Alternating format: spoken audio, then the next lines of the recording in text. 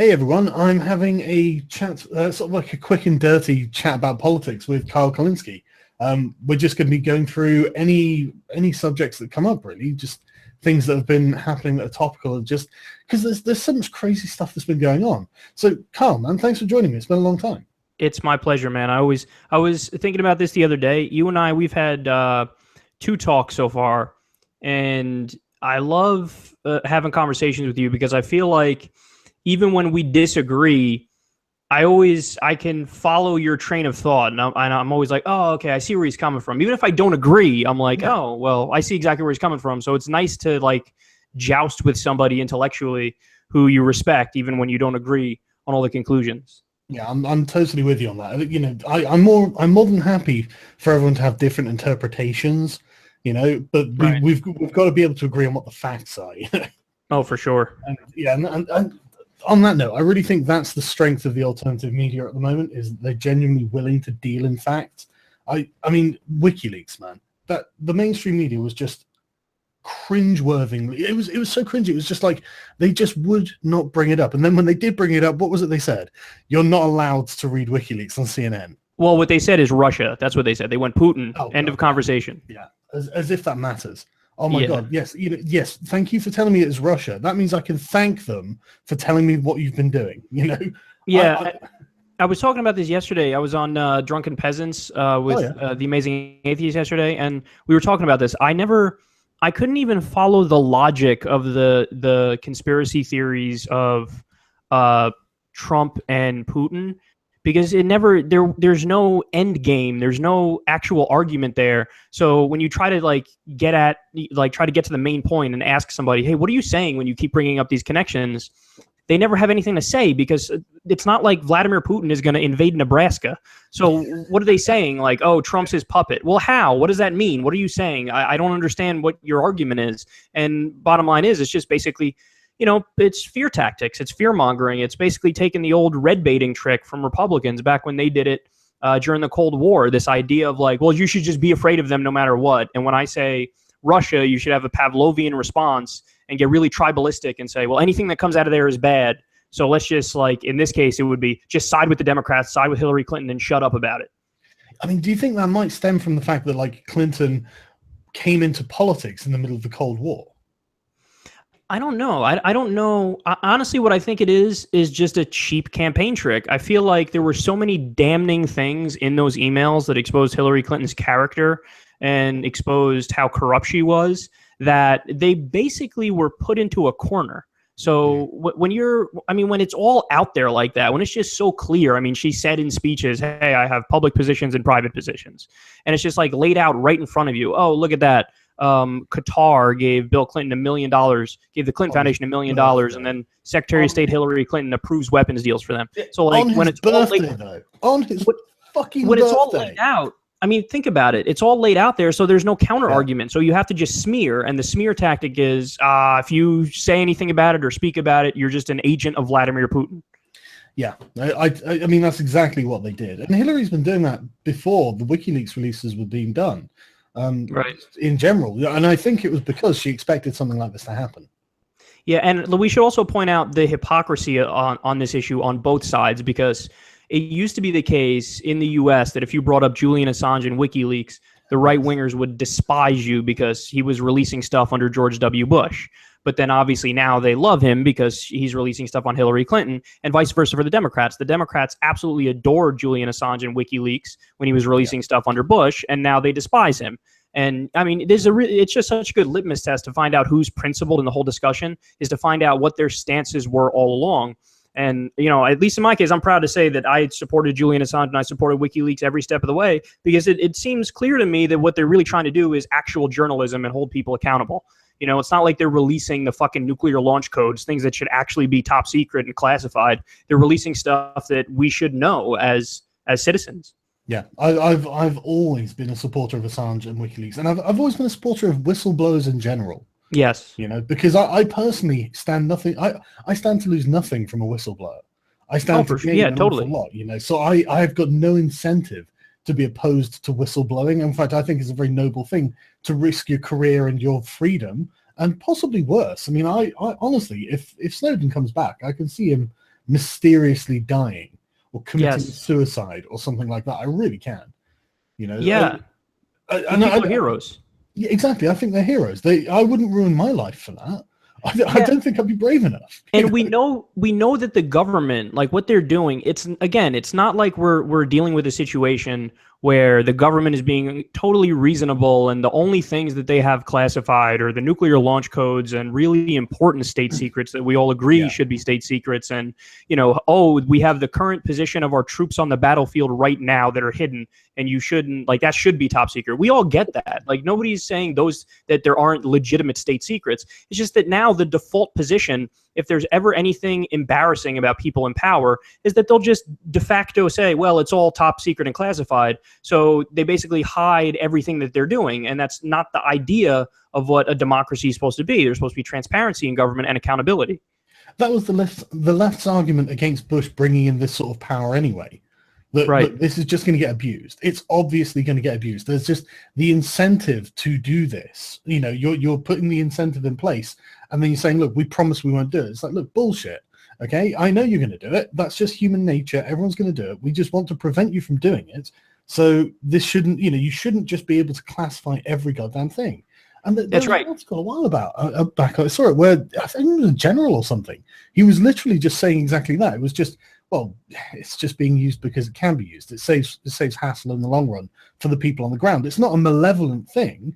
They're just thinking in their own self-interest, saying, well, look, I can get more work done if I just get, I don't want to have a scandal. I don't, or a public thing. It's just time out of my day that I don't need to lose, Right, and I think you nailed it when you said it's human nature. And so, like, that's the thing that, when we talk about politicians or when we talk about politics, it's not like I'm singling out Hillary Clinton specifically when I say she's corrupt. I'm just saying it's so obvious that with the various incentives and what she ended up doing in her career, she's a creature of Washington. She's an ultimate political insider.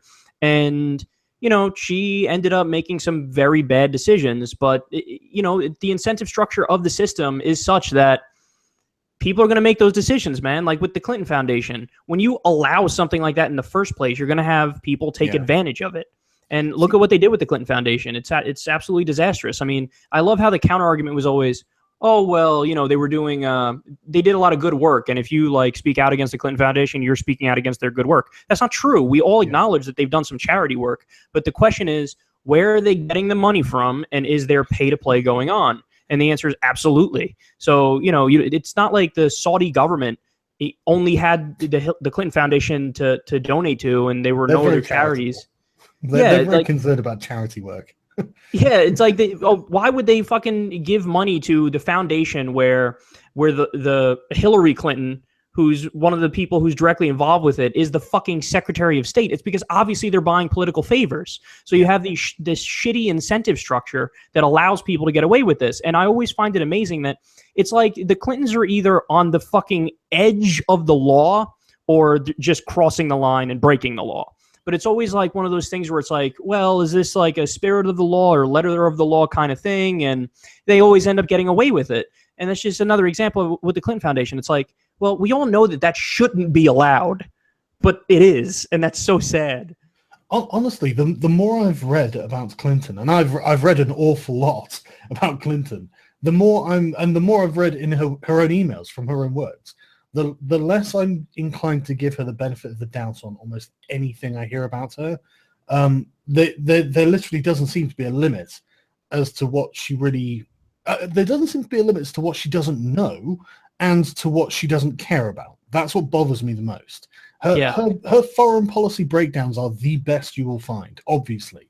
As Secretary of State of the United States of America, she knows what's going on in the Middle East, and yet she doesn't care. None of it affected any of her policies or any, like the knowledge of what will happen if she arms the Kurds, for example, is, I mean, that is a terrifying idea that that Turkey and Iran might suddenly descend into civil war. Right. They're going to be pouring Islamists just everywhere. It's going to be hell. Yeah. And she's in favor of that. Yeah, you're hitting on one of the main problems with Hillary Clinton. It's also just she refuses to learn. Like, look at she voted for the Iraq War, And everybody knows that was a disaster. I mean, look at the fucking fallout. The war is going to cost $7 trillion by the year 2053 when you account for the interest and paying the veterans' health care and everything. $7 trillion. And the country is worse off. Hundreds of thousands of civilians are dead. Our soldiers are dead. And you would think that, okay, the lesson from the Iraq war is so simple. Don't go into the Middle East and topple the authoritarian strongman, even if the strongman's a bad guy, because what comes next might be worse. And what's she doing right now? It's the same thing in Syria. She was calling for a no-fly zone and a safe zone in Syria, and basically opened. And by the way, that would also escalate with Russia to potentially World War III. Yeah. And she opened up the door for Donald Trump to come along and say, all he had to say was, "Yeah, no, I don't want to do that." And boom, he's left. He's left of her on that issue. Yeah. I mean, she had an opportunity, a slam dunk election against Donald Trump, and she bungled it. How funny is that? Honestly, they picked. I said this on Twitter. You know, Donald Trump was like the second worst candidate I can imagine, but for some reason the Democrats ran the worst against him. So I think that's fairly objective now that she lost. Yeah, I mean it's literally confirmed. You know, but the thing is, I mean, it's not just Iraq. It's fucking Libya as well. It's not as well as Libya. She takes full credit for preventing democracy in Libya. It's the most bizarre thing in the world. It's just also Honduras. You hear about that? She organized a coup in Honduras. I mean, they got their hands on child soldiers in Sudan. I mean, for people who are actually knowledgeable about Hillary Clinton, you dig into it and you're like, holy shit, this is insanity. Yeah, she's like Kissinger's daughter or something. It's just like, yes. You know, you just no, you can't support this. And my problem as well with all of the corruption surrounding her was all of the people supporting her. I mean, look at who you were against. You know, billionaires, international corporations, the entire fucking media, including fucking right-wing media in some cases.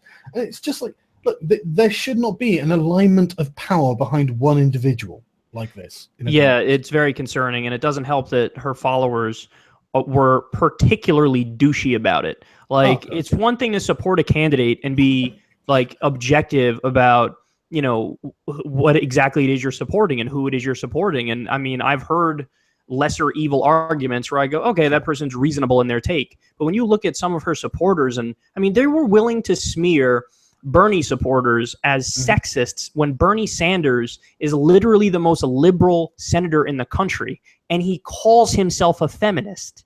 And they're willing to smear this guy as sexist because you're not supporting what? Just any woman over him? Yep. Like, I mean, think about it. So what does that mean? Sarah Palin? Should we support Sarah Palin over Bernie Sanders? I mean, follow their own logic. So we support Carly Fiorina over Bernie Sanders? It's just preposterous. Honestly, this is entirely the problem. I love the term Bernie bros, right? Because so you made up. The guys supporting Bernie aren't really bros, let's be honest. You know? Right, of course. They're not like beer drinking fucking frat boys. But it's an inherently dismissive term, you know, for people who share the exact same ideology. They hold all the same positions. They actually perform activism in favor of their positions, and usually they argue them relatively well. You know, I find them to be the most polite opponents I have. You know? Right. And it's not them personally I object to. It's just the things they're arguing for I disagree with on certain sort of like philosophical levels. It's not even I'm like offended necessarily by what most of them are saying. And then you get exactly like you said, the identitarians who are just like, no, Hillary's a woman, therefore you're a sexist. And it's like, no, you can't call these people sexists, you morons. And again, this comes about because Hillary was argued into a corner and there was no way out. So when you listen to virtually any Bernie Sanders supporter, they will tell you policy reasons, specific reasons why they don't like Hillary Clinton. They'll tell you she voted for the Iraq War. That was a disaster. She voted for the Patriot Act, which of course was a disaster for the Constitution. She supported regime change in Libya, like you touched on before. She supported NAFTA. She's pushed for TPP 45 times. So they'll give you a fucking long list of all these things that she's done. And there is no counter argument to that based on the merits. There's no counter argument to that based on policy substance. So what they try to do is have it both ways. They want to still say, no, Hillary Clinton is more liberal and she's more pure, but they don't have policy responses. So their only out is to smear. And the smear move is you're Bernie bros, you're sexist, and that's the end of the conversation. And what I hate about that as well is that it's just, I mean, you can just apply Occam's razor to almost any political argument you have. If there's a half decent and substantive argument being made, there's no need to presume it's coming from an ill motive, because the argument itself stands. You know, That's right. even if they are giant sexists, Hillary doing X, Y, and Z is true. So fuck it, it doesn't matter if they're sexists. Like with Russia, Russia stole the email. I don't care. The contents, you know, all of these things are true, and you're trying to divert attention. And that's, yeah, look, the identitarians, I think, really were one of the major factors in scuppering this election for her. Yeah, and I also think they're super lazy. This is another thing that I was speaking about last night on Drunken Peasants, is that it's basically the laziest form of being involved in politics. Is I want to have an opinion, and I don't ask me to do the homework. Don't ask me to actually learn about the candidates and understand where they stand on the issue and what they've actually done in their careers. I can't be bothered with that, but I want to pick a candidate and I want to feel like I'm part of something. So then they latch onto a candidate and then they'll just smear anybody who disagrees with their candidate. Well, I mean, look, that's stupid. Like, you're a stupid person if that's the way that you want to approach this thing. Oh, and not just for the reasons that A, it's lazy, B, it's wrong, but C, it's bad PR for you.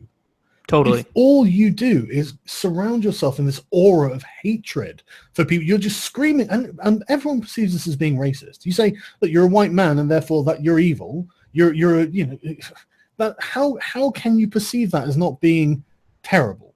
You know, and just the amount of mainstream media articles I see that say something like white men do X or white men are responsible for Y, and it's just like, look, do you think this doesn't just make you look bad?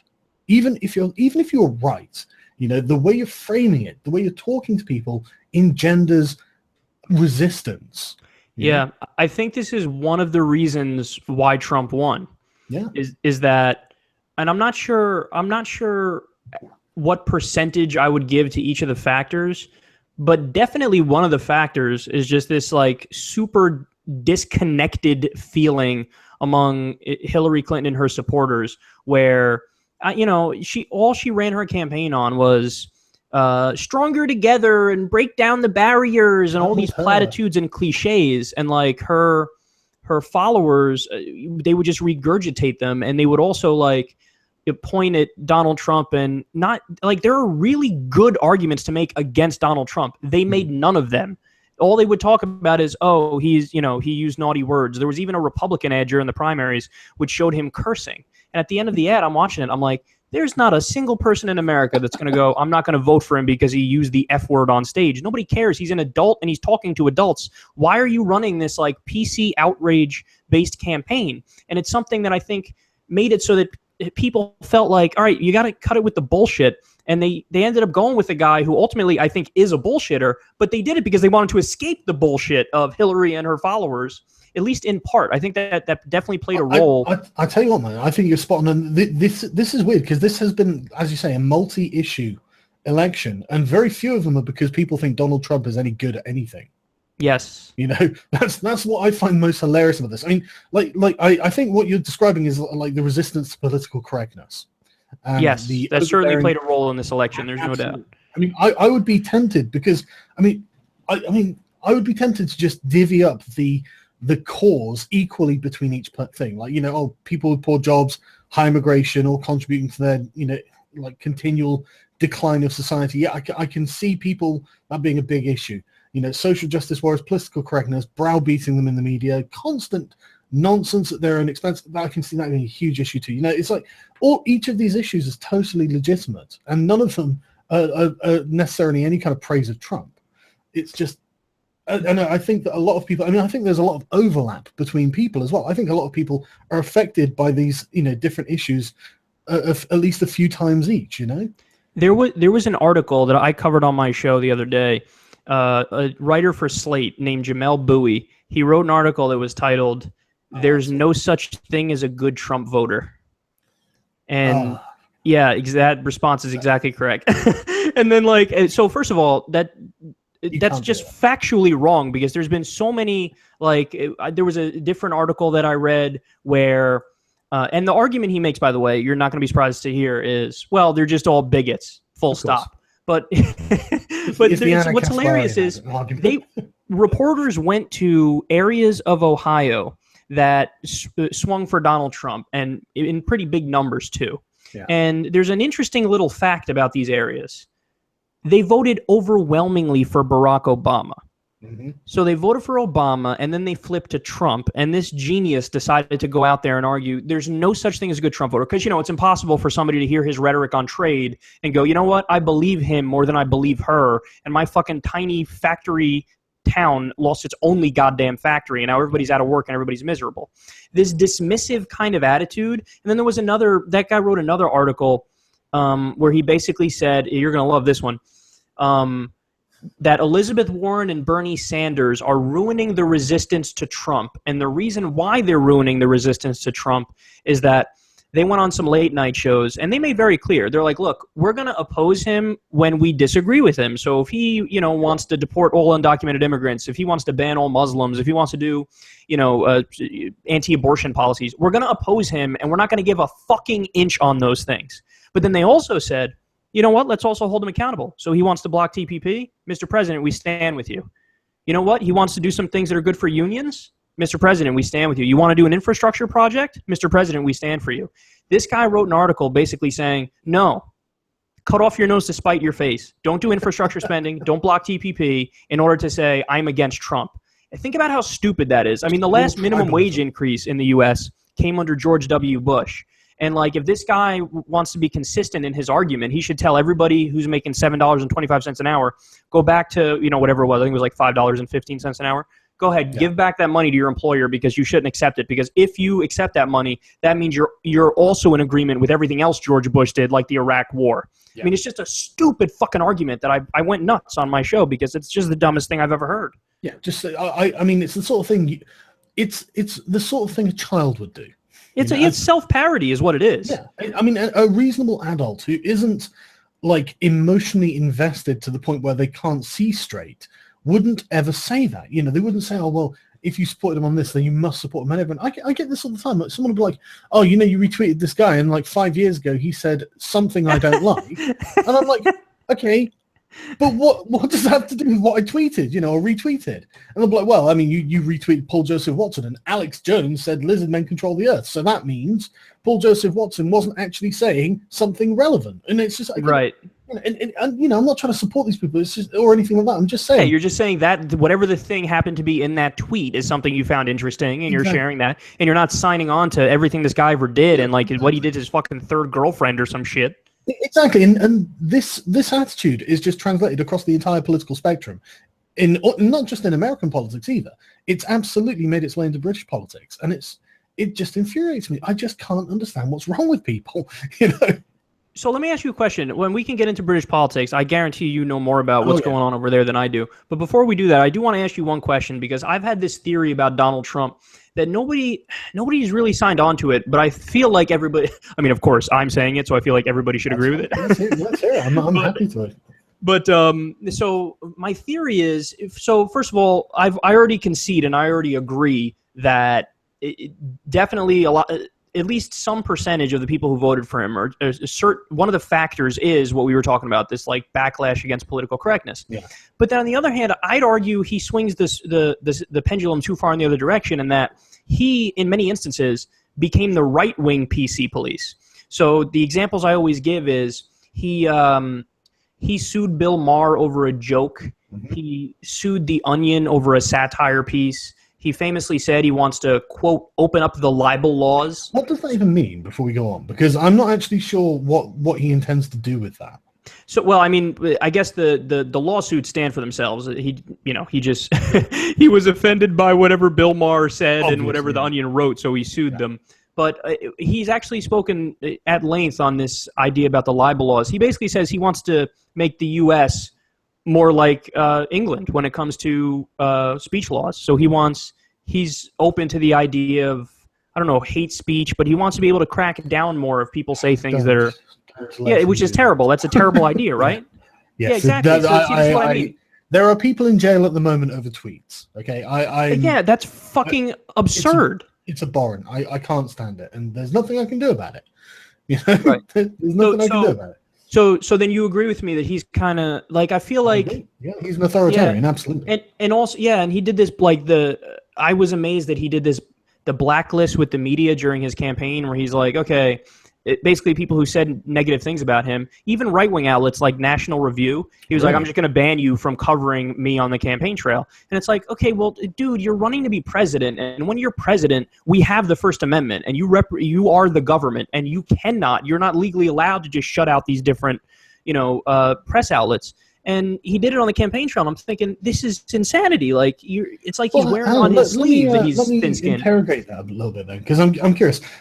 So if Trump would say, I just don't particularly want to talk to certain outlets, is that something that would violate some kind of First Amendment right? Well, it's not that he doesn't want to talk to them. It's that he wouldn't allow them into his rallies and his events to cover them. They got no press credentials. Yeah. No, that's fine. I was just making sure I understood. Yeah, no, I mean, he could speak to whoever the fuck he wants to speak to. It's a matter of, are you going to let them in? And actually, I mean, technically, I think he's within his rights to reject the press credentials to whoever he wants. But my argument is, if you're running to be the president of the United States, and you know that if you get that job, you can't reject anybody because we have the First Amendment and we have the Constitution, as it should be, well, then shouldn't you, abide by the spirit of the law during your campaign? Well, let's be honest. Donald Trump's probably a letter of the law person. A letter of the law? So? Like say, shouldn't you abide by the spirit of the law? Whatever he wants to get away with, basically. Yeah, exactly. Yeah. I think he's the sort of person who really cares about the letter of the law, doesn't he?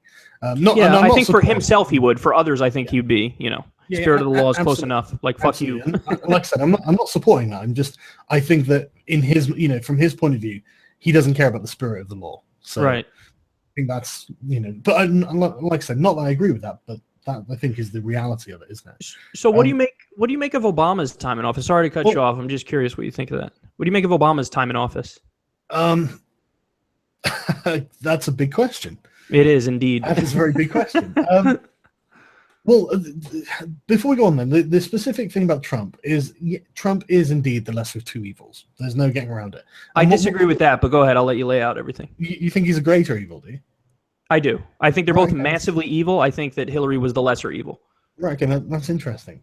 In my opinion, Hillary represented severe structural problems that were the result of underlying corruption behind the scenes. Totally agree. That can't be allowed to stand. There is nothing worse than that, in my opinion. That I think is more of an open question. Well, there we go. That's the point at which we have our interpretations, then, isn't it? Right. That's fine. And that's completely fine. Obviously, I personally think that the integrity of the system should supersede any particular preferences when it comes to political policies. I hear you on that, but I mean, I think there's a fair argument to be made that in a different way, Trump is a threat to the integrity of the system. Not in the way, obviously, you're describing Hillary as a threat to that system in a very clear way with corruption and all that. Trump is, I think, a different kind of threat to the system. He might be. Yes, I think he's more of like a constitutional threat as opposed to Hillary, who's a threat of the giant corrupt machine going full speed into the rocks. Well, I'm sure that don't get me wrong, a lot of people call Donald Trump fascist, and that's absolutely not fair. But he is like a proto-fascist, and that's not to say that he's necessarily going to become a fascist or anything like that. I'm not suggesting that, but he is authoritarian, he is nationalist, he is protectionist. So it is on the protectionists actually agree with him on. I'm not saying he's wrong about any of those policies. Which is why I've never criticized him for being a proto-fascist. These things are always contextual. Sometimes, like you say, at the moment, that's a good idea. It might not be a good idea in 20 years' time, but who knows? We're not living in 20 years' time. We're living now, so we have to consider what we actually need. So I'm not necessarily against it. There is a lot of problems with the West, and I tell you what, mass immigration and the open borders thing is one of them.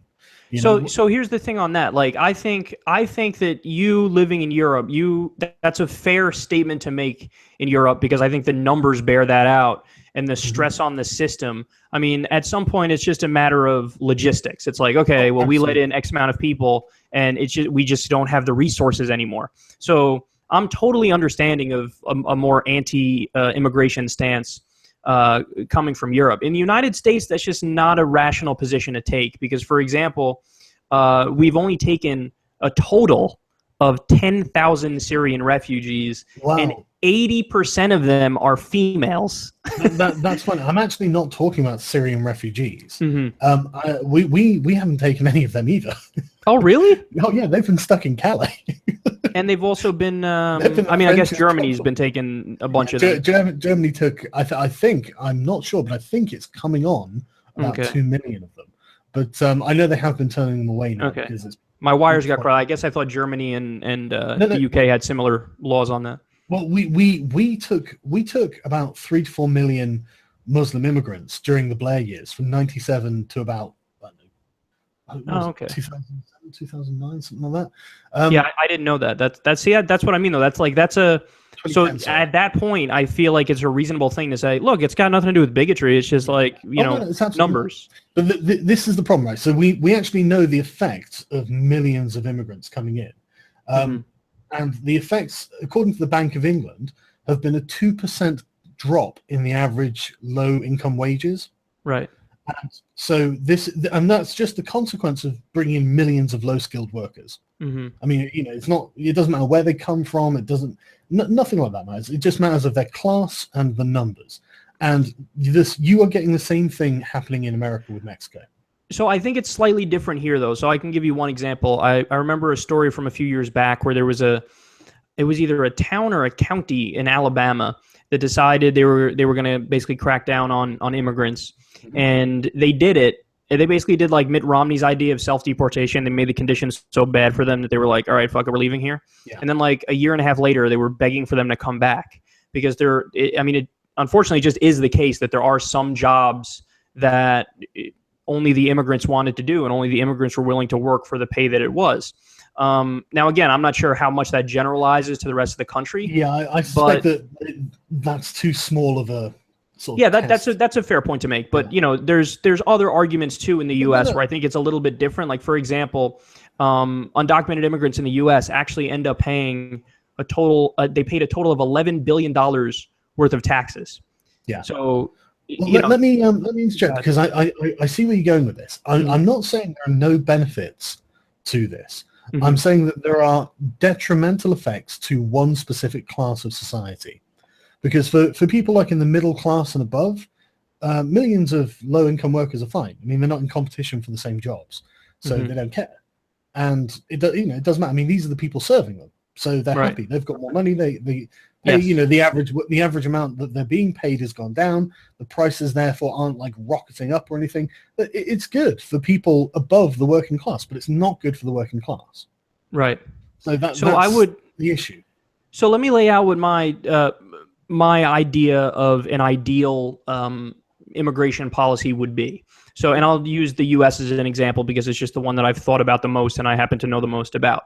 So, first of all, I have no problem with having a border, protecting the border. I mean, that's just, basics. It's you have a country and that's what it is. And it's no different. Without a border. Yeah. And I'm also, let's face it, people who listen to secular talk know this. I'm a fan of the welfare state. And as the old saying goes, you could have a welfare state and a border or no welfare state and no border. So I prefer the welfare state. So yeah, I understand that there has to be a border. So I have no problem with border protection, no problem with even, and I said this last night too, and this might make me slightly unpopular on the left, but it's not that I'm for a wall, but I'm just indifferent to the idea of a wall. I don't think it's this egregious, Are you sure that wall's not racist? It's totally racist. It's going to let through white people, but not brown people. So, again, so that's something I don't care about that either. If they want to build a wall, whatever. Build a wall, have some jobs, have an infrastructure project. It's not going to work. So. But my whole thing is where I agree with the Democrats in the U.S., where I think the Democrats are right is I hate this idea of this permanent underclass where there are people here and they're working and they're paying taxes in many cases and they're not getting any of the benefits of being here in the other sense. So you got to make a deal for the people who are here. And that's where I'm fine with taking all the people who've been working hard and doing their part for society and giving them a path to citizenship. Now, I get it. I actually agree with the Obama administration who's deported criminals. When Trump says, hey, I'm going to deport criminals, that's fine. I mean, I'm not going to make an argument that somebody who's here illegally who commits a crime should still stay here. So I'm fine with getting rid of the criminals. But everybody who's here, who's working hard, who's already here and who's been here and who's established here, I feel like to leave them in a position where they're not a citizen is like, well, then you're just being a dick. Sort of like an amnesty on it. Yeah, for the people who are decent people who are working hard. I mean, that's the thing is like, for those people, I feel like it's wrong of us to like lump them in the same category as like a gangbanger who came here who's an illegal immigrant. You see what I'm saying? Like we gotta be nuanced about it and humanize the good ones. Absolutely, and this is something that drives me crazy as well. Everyone becomes so collectivist. It's like, look, we have the ability to determine anything about an individual person. Right. I mean, every single one of us has got a unique identifying number on the government databases. So it's not like we can't find out from each individual person, you know. Right. Yeah, I tell you what, do you know what my ideal immigration policy would be? Shoot. It would be border controls and skilled immigration only. Mm-hmm. So people can immigrate to a country if they want. They just have to earn some skills, because I don't see any country that really needs mass unskilled immigration. It just so let me just ask you, native. What would you do with the ones who are already here who are hard workers but unskilled, let's say? In exchange, I would offer the amnesty. I'd say, look, you've been okay, here so then we're exactly the same on immigration then. Well, that's the thing. I think that is the most fair immigration policy, because, I understand people's desire to deport them and stuff like this, but the issue really is to stop a flood of people, because, they're here. You're right. You're going to be lumping in a lot of people who do work hard and do want to become citizens and all that sort of thing. There's no need to do that. We can just choose, find people who are criminals and obviously send them back. Right. But the people who aren't criminals, offer them citizenship, get them paying taxes, for Christ's sake. Right. And so then just implement stern border controls where it's like, look, skilled immigrants only. You've got a process to fill out. So we're almost in total agreement about that. But now let me pivot a little bit here, because I'm curious what you think about this. And I'm not sure I have well-formed ideas on this next one, but I'm curious what you think. Yeah, what about like a refugee situation, like an asylum situation? What do we do with those people who are like just super fucked in their own country, and like what do we do? I'm more than happy for countries to take legitimate refugees. My problem with the European migrant crisis is that most of them are not legitimate refugees. It's and the level of denial. And you've taken so many of them already. That should be mentioned. That like there's already been like the idea of like we're starting this conversation from a point where nothing's happening, and then like let's determine what we should do. It's like, no, there's already been millions of them in there, and now what do we do? Yeah, and the thing is. A lot of Middle Eastern nations could take these refugees and don't. They don't go to Russia. They don't go to China. The Gulf states are horrendous on this. Exactly. They're coming to us. And honestly, I've had comments on my videos from people saying, look, I'm a guy from Syria, and I know people who have left to go to the West, and they went specifically because they knew Germany was going to give them free money. And I'm like, okay, well, that makes sense. And that's from Syria. I'm sick of like Algerians, Moroccans, like all the what war is going on there, guys? What are you fleeing? What you guys should do is, and I know it's harder for geographical reasons, if not anything else, is like the U.S. actually has a superb system with like great vetting and background checks. Mm-hmm. So it takes on average a year for a refugee to get in here. And there's biometric screening, and there's like 4 or 5 different government agencies that get involved, and there's rounds of interviews, and they dig through records. And believe it or not, there are like some of those Middle Eastern countries actually have decent records, believe it or not. Well, totalitarian states, I can imagine. That's exactly right. So like if what would be good for you guys is if you guys had that kind of a vetting system. And what's interesting is that here in the US, like that's like a given for both parties. Like, well, actually, to be fair, the Republicans pretend like it doesn't exist, even though it does, and the Democrats are just for it. But but that's where our spectrum is on that issue. Whereas you guys, I think, from what I've read, there's like some hard left wingers there who are like, no, the answer is just let everybody in and don't do any checks. Yeah. There are literal anti-border activists within the EU, right? And often they hold positions of high power within the EU. I mean, right. Angela Merkel is the one who said, right, I'll just let them all in.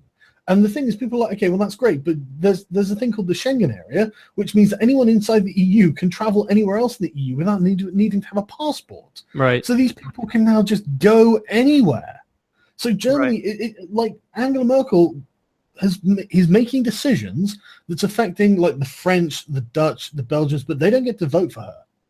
You know? So, to what extent was a Brexit a backlash to this? Honestly, not very much. Not very much? No, not at all, because our government has been very firm on not taking thousands of these, and they have been very angry with us. They have been demanding, like spoiled children, like, who've been told no for the first time, that we take our, quote, fair share of these people. And it's like, no, I'm sorry, Angela, that's not how this works.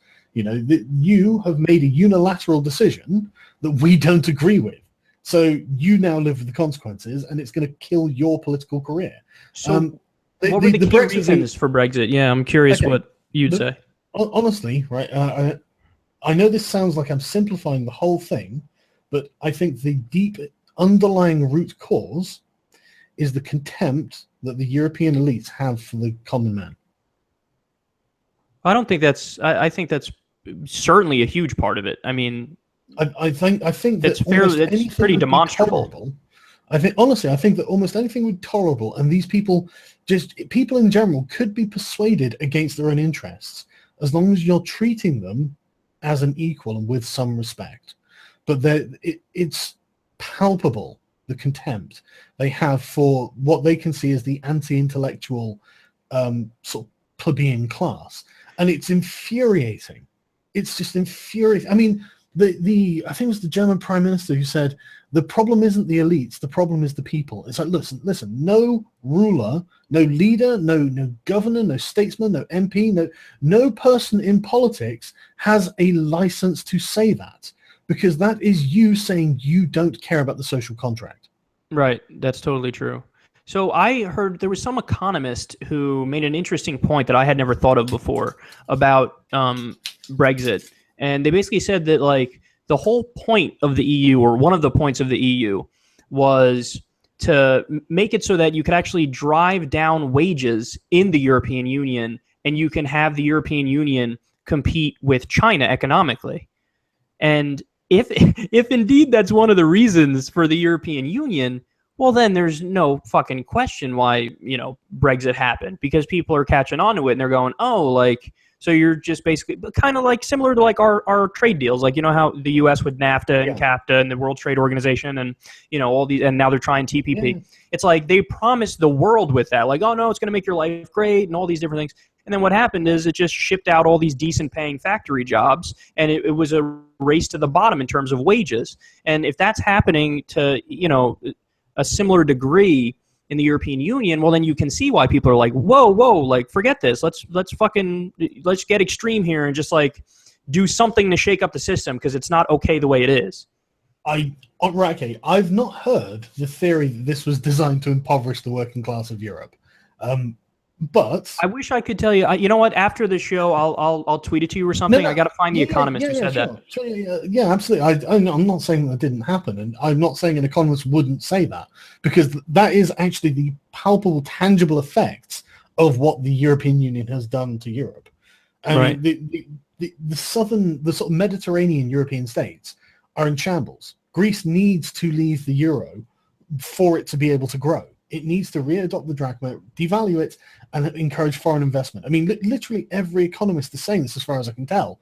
And yet the Troika won't let them leave. They forced the finance minister, Yanis Varoufakis, to leave his position instead I remember of compromising with him. And it's just like, holy crap, that is imperial, And so for sure. It absolutely is. It's just one of those things that, look, you don't have the power to do that. He was part of an elected party. You don't have the power. You shouldn't be forcing him out of his job. And it was crazy. But unemployment is rampant through the southern Mediterranean states, and mass immigration is depressing the wages everywhere else in Europe, literally everywhere else. I bet if, like, all the central banks of all the other European countries were to do their own studies like the Bank of England did, they would find that all wages on average for low-skilled workers have gone down, because it's just the consequence of supply and demand. If you've got too many people, I mean, in this country, we have about 1.3 million unemployed and 700,000 jobs at any given time. It's impossible to fill that. Right, for sure. Yeah. What's interesting, I'm sorry, finish your thought. Yeah, well, it's just, it's just manifest. The numbers are showing us this at this point. And then you've got the sort of elite middle class who aren't in competition with these people, and they're like, yeah, well, you know what, you shouldn't be opposing immigration or anything like this because that means you're a racist. It's like, no, you can't shame them for acting in their own interest. Yeah, again, this harkens back to the Hillary discussion we had. But so what was really interesting to me is when you look at Brexit, you had this like coming together of aspects of the far right and aspects of the far left. And, like people like George Galloway, he was in favor of Brexit. Yeah, and what's funny is the media tried to like spin it as if like, no, everybody who's voting for it is like a xenophobic, racist prick. Yeah, no, it's like, well, wait, why am I getting messages? Like I was getting messages all the time because I had done some segments on Brexit and I had to learn a lot about it in a short amount of time. And if you go back and check my segments, I did a decent job covering it, but I said at the end, just for like certainty reasons, I know you were against, or excuse me, for Brexit big time. I like tepidly came out against it. But then there were people in my audience who kind of reached out to me who were like, no, look, man, let me break this down for you. So I'm somebody who's a left winger, but let me explain to you the arguments from the left in favor of Brexit. And there were some decent arguments. I mean, they basically, one of the arguments that I thought was interesting is like the structure of the European Union would prevent any kind of, like if the UK decided, you know what, we want to go in an even further left-wing direction and, I don't know, set up more social programs or whatever, the structure of the EU makes it difficult to do that. Yeah, well, the main problem I have, I think that what I would say is the main sort of liberal argument against the EU is the lack of accountability to the demos. Because the European Union itself doesn't have a demos. It has the European Commission, it has the European Council, and it's got like 7 different bodies. But none of these bodies are, I mean, the only body that is accountable to anyone are the members of the European Parliament. But they can't do this one valuable thing, which is propose legislation. So the people can't ever force the House to have to vote on a bill. I mean, it sounds so silly at face value. It doesn't it? And that only comes from the European Commission. I mean, in Britain, we've got like 3 different branches that can propose them, one being Parliament. I'm not sure if the other one's laws, but the civil service can also do them. And they're all out of touch elites too. They're all like, big time in the financial industry, correct? They're very elitist. They love like high European culture, and they spend a lot of money on high European culture. And this is not just like the cultural aspect, it's like science and things like this. And one of the most incredible things is they would fund all these scientists and then get these scientists' opinion on how useful the EU was in general to life. And all these scientists were of course like, well, yes, we're very pro-EU. Like, well, yes, I suppose you would be, wouldn't you? Right, just like the ExxonMobil scientists who are like, oh yeah, no, climate change bullshit. Keep burning fossil fuels. Exactly. I mean, I love Thunderfoot. I love his science work, but he's just been categorically wrong on sort of Brexit, and wrong on Trump as well. But not so much. It's not such a cut and dry thing, really. Who is this that you just mentioned? I didn't hear the name. Thunderfoot. He's Thunderfoot. Okay, yeah. No, I know some of his stuff. I saw you guys had a long Brexit debate. I didn't get around to watching it, but I heard it was interesting. Yeah, it was interesting, and I accept all of his positions, but he didn't ever address the actual underlying position, which was we can't hold the Commission accountable, and if we can't hold them accountable, what do we do? There's 2 degrees of separation between the voter and the Commission. So it's like, look, these people don't care about what the voters think. They and that's fucked up, man. Yeah. So exactly. let me mention. So what's interesting is this. You bringing that up just sparked this in my mind. So here in the U.S., so there's a bunch of states that have what's called direct ballot initiatives, where there is a process to get something on the ballot, so you can vote directly on an issue in different states. And so, like, for example, there were a few states that legalized medical marijuana this past election, a few states that legalized recreational marijuana, a few states that increased the minimum wage. And so the state I'm in New York, and they only have direct ballot initiative if the legislature approves the issue, the state legislature approves the issue to get on the ballot. And like when I think about I get kind of pissed off because it's like, well, hold on, these other states have it, and like they just fucking legalize recreational marijuana and they have a higher minimum wage, and it's like I'm sitting here like, well, you can see the problem with not having a certain level of democracy. But then, I mean, not to get too deep into the weeds here, you could see the counter argument, though, too, of like, direct democracy being an issue. They could vote for anything, yeah. Right, because then you have the issue of, the old conundrum of, well, what happens when the majority votes to take away the rights from the minority? You know what I mean? And that's where a constitution would come in. So you'd have to lay out rights, lay out rights that are concrete and say, well, these things are not open for debate, but then everything else you could vote on.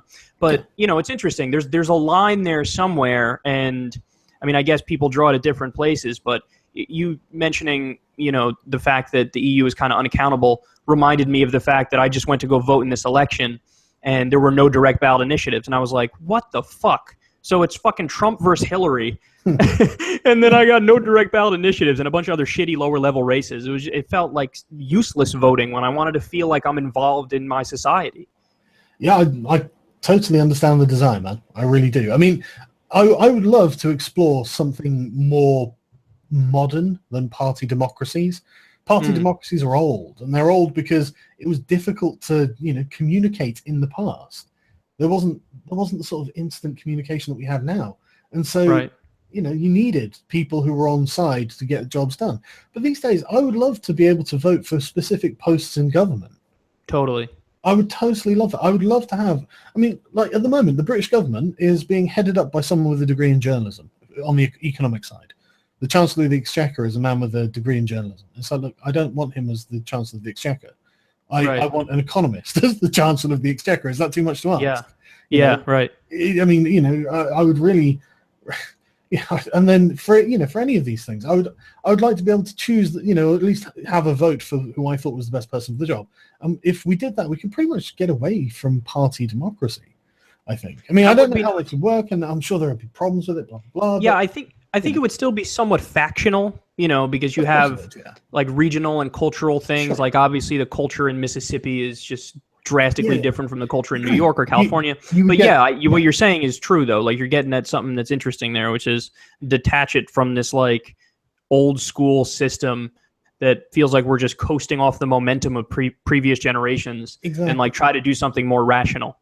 I mean, you would end up with a system where you'd have like the North would probably vote for pro-union, pro-socialist policies. Right. You'd have like the sort of more capitalist South voting for the sort of free market options in there. But that's fine because that's people directly advocating for their interests. Yeah, totally. And then a fair balance can be met. Compromises can be had by people who don't necessarily have a network of commitments elsewhere. Yeah, it's interesting because as you're talking about this, it occurred to me, like every now and then you have, like when a Democrat wins the presidency in the U.S., you'll have Texas saying, we're going to secede, that's it, we're done. And like California when Trump won, when Trump won, California is like, that's it, we're leaving, it's Cal exit. On the one hand, I mean, obviously in the short term, we look at that and we're like, okay, you're opening a can of worms here and it's going to be super difficult and don't bother. Like, what are you doing? Just shut up. But like, I've always argued that it is possible, of course, for, the situation to merit that's not a crazy idea. And like, I don't like the people who are just like rigidly against it and don't even entertain the idea that, well, maybe because the United States of America is like naturally something more like 6 states, like there's 6 different like countries within the United States of America. And there's no denying, just like what you mentioned, if we actually broke it up into that, well, then you'd have like the Northeast would be a social democracy, not unlike Scandinavia. California, same thing. Texas would be more laissez-faire capitalist and be more socially conservative. And it's like, well, that's not a crazy idea because you're actually making it so that the people can be more represented in their pockets. Now, in the U.S., I mean, we have federalism, so it's like, well, the idea you could do that within the states too. But I mean, I guess the idea of totally divorcing from the idea of America at some times, it might make sense to some people and for reasons that are not crazy. I honestly, I think there's a worrying, I was going to say a worrying trend, but I mean, there are people who, and I hate the fact that as soon as I say this word, people are going to suggest that I sound like Alex Jones, right? But there are people who are in favor of, who are globalists. They're in favor of one world government. They're in favor of the end of national sovereignties and national borders. There are people like this in favor of this, right? And most of them are funded by George Soros. And then there are people who are like Trump. Bro, you're so anti-Semitic. Yeah, exactly. Yeah, I'm talking about the Jews now. But there are people like Trump who are staunch nationalists. And I think that in general, it's been, I mean, I think the people who want like a borderless world and all this sort of, you know, centralized authority, I think that the trend is probably going that way because of how easy it is for the world to be in contact with itself. Or, you know, the whole, you know, you can talk to anyone anywhere in the world, the touch of a button now, and everyone can do it. And so there's a natural inclination to think that that's going to be the way that goes. But I think that a more healthy way would be just to see nations breaking down into the smaller component states, you know? Yeah. So first of all, let me just say this is just a fascinating conversation at this point because that's a really interesting point. I don't know. So my whole thing has always been I'm in favor of nation states because, and you know, the libertarians sometimes get goofy on this and anarchists get goofy and they're like, well, then you believe in your own religion and that's the religion of the state. Pipe down, fuckface. Yeah, you sound ridiculous. So I say it for honestly, for organizational reasons, for like very simple, practical reasons, you should have nation states. The question as to how big they can be and should be and what's like the ideal size and how efficient would it be, that's a question. I don't have solid answers on that one. So I think you may be totally right that perhaps the more localized you make it and the smaller you make it, the better off you are. But I mean, I don't know. It also is possible that, you know, maybe the level that we're at right now, like, I don't know, maybe it is possible for the United States, something like the United States to function. I mean, obviously it's not right now at the levels of corruption, but I would argue if you just get the money out of the system, it would get significantly better overnight. But I don't know where that ideal sweet spot is, where it's like, okay, this is the right size to have a state that's accountable and to have everything orderly. Well, that's the problem. I mean, the problem with that is what I'm saying when I say that. This is what I think a better future would be.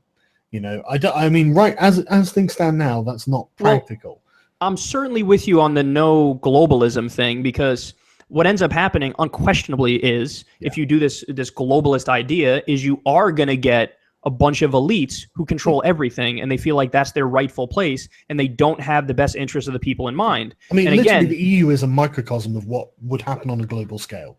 And again, I think it's demonstrably true that this is bad for people because, I mean, look at, again, with the trade deals, look at what happens with the trade deals. They always sell it as if this is going to be good for everybody involved, and it's always not. It always, you know, you have fucking slave labor in like Bangladesh and Malaysia making shit. You pay 5 cents less for it in your modern country, but you also just lost, you know, an entire town or county where people used to have decent paying jobs. Now they don't. So I've always been somewhat protectionist economically because I think that actually has the, you know, you trade out of necessity, of course, but if it's not out of necessity, well then, yeah, you should be self-reliant and you should have your own factories and build your own goods, and because that's better off for the people in society.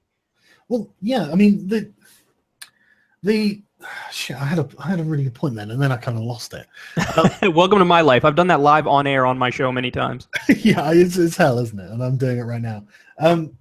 Right. So, I was talking about the trade deals in relation to globalism. So, like, yes. We have. Go ahead. Yeah. So, yeah, free trade. I think free trade is obviously an important thing. It does create wealth like nothing else. You know, I am a free market capitalist, but as you said, the problem with money in politics is undoubtedly. Again, this is what Donald Trump was running, drain the swamp. Yeah, I wish. You know, at least he was saying it, other than Hillary Clinton. That was, status quo is great. Status quo is awesome. She may as well just been saying, you know what, let's just vote corruption, guys. Right? Yeah. America's already great. So why are you? What are you talking about? America's already great. Yeah, for you. Because you're the center of a massive exactly. You have $8 zillion. Ask the guy who's fucking poor. 1.3 billion, wasn't it? No, they raised in their careers. Oh, in their careers. I just meant for the last election. $3 billion in their careers, which is fucking ridiculous. Yeah, and then they're like, "Yeah, America's already great." It's like, yeah, go and ask the Rust Belt. Exactly. And then, by the way, you can't call them corrupt, even though they've raised $3 billion from special interests. If you call them corrupt, you're obviously sexist. Yeah, exactly. So yeah, so these people, I think, and Daniel Hannan made a great point about this in the EU Parliament the other day. I watched this video, and Daniel Hannan's like, well, he's kind of a classical liberal. He's like an old Whig, but he's more right-leaning because he's more, definite like economic freedom but like unlimited economic freedom. I think he's very anti-regulation. And so like Ron Paulish, or not that? Yeah, Ron Paulish. But he's not the sort of person I necessarily have a personal objection to. I just disagree with him on that policy. Yeah. You have I would argue it thing with libertarians like I do. Yeah, I on a moral level, when the morals they're trying to stick to, I think are totally correct. I don't see a problem with what they're saying. Yeah, non-intervention. No one should have any right to interfere with you unless you're doing something that interferes with others. Fine. I think that's great. But there are certain provisos that keep a society running that I disagree with with libertarians. But shit, I just distracted myself. I got to stop interrupting you, man. I'm fucking over your points. It's all right. So yeah, he made a great point, but I can't fucking remember what it was. So let's talk about the next things. All right. So I want to stick to the libertarian thing for a second because I'm interested in that. So, I've always kind of viewed myself as a believer in social democracy. So I really like the Scandinavian model. Mm-hmm. And to me, basically, what that is, if I could sum it up as simply as possible, is the bare minimum basics are met as part of the social contract. So not only do you have, your what we call your what negative liberty is, or your freedoms of like the government to stay away from you, but there's also some positive rights. So like I would argue healthcare, I would argue education, food, things like this, like childcare. Yeah, like so things like that I'm in favor of. I become a capitalist when those basics are met. Like after that, I love the idea of a meritocracy. I love the idea of a free market system. I love the idea of competition. But I feel like, and this is where the libertarians lose me, is that in service of their point that the free market is always the way to go, they end up like brushing some really, horrible flaws in the capitalist system under the rug with those basics. Neoliberalism. What's that? They can never accept the effects of neoliberalism. Right. Everything has to be a financial transaction. So look, some things shouldn't be financial transactions. This correct. I mean, we have votes as a form of transaction between us and our politicians. They shouldn't take any money. Totally. They're overriding my vote with their money, which is not acceptable to me in a democracy. Yeah, I think that's the root of like most of the problems in Western democracies is the money in the system. Because if you think about it, if the money's out of the system and the politicians are running with just competing philosophies, and think about it, they're getting paid by the people if you have a clean financing system. So then it's just a matter of let's actually have an ideological discussion here and figure out, whose argument resonates more, and then that person wins and they get their bill passed. When you have the money in the system, it's just competing special interests. So I'm going to propose a bill that's, to protect my donors who are, let's say, unions and lawyers, and the Republican will, propose their bill, which represents the oil companies and Wall Street. And, at the end of the day, whose special interests win? Well, who's left out of that equation? The fucking people, which is why Congress has like a 9% approval rating in the U.S., even after we elect them. Like 2 weeks later, you do a poll and people are like, yeah, I fucking hate them. Well, you just elected them. Well, but they know that they're getting fucked. They're picking the lesser of two evils, and the money has destroyed the system. Yeah, and in addition to that, what really annoys me is fucking hell, what's wrong with my brain? I had a really good point. The thing is, you're getting called a cuck right now in comment sections all across America, all across the world. Oh, tell me Look about at this cuck forgetting his point, cuck. Yeah, I know, man. It's because it's gone 1 a.m. Give me a break. No, that's true. I feel bad. It's 8 o'clock here for me, and you're over there. Yeah, I know. There are a few interesting points that you raised there, actually. The social democracy aspect is a really interesting one because I have been recently informed that Norway doesn't have a minimum wage.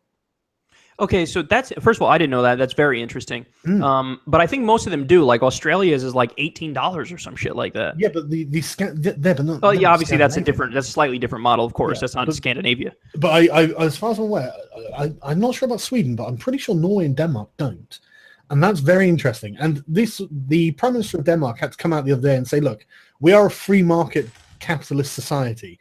in response to Bernie Sanders claiming that they were basically communists.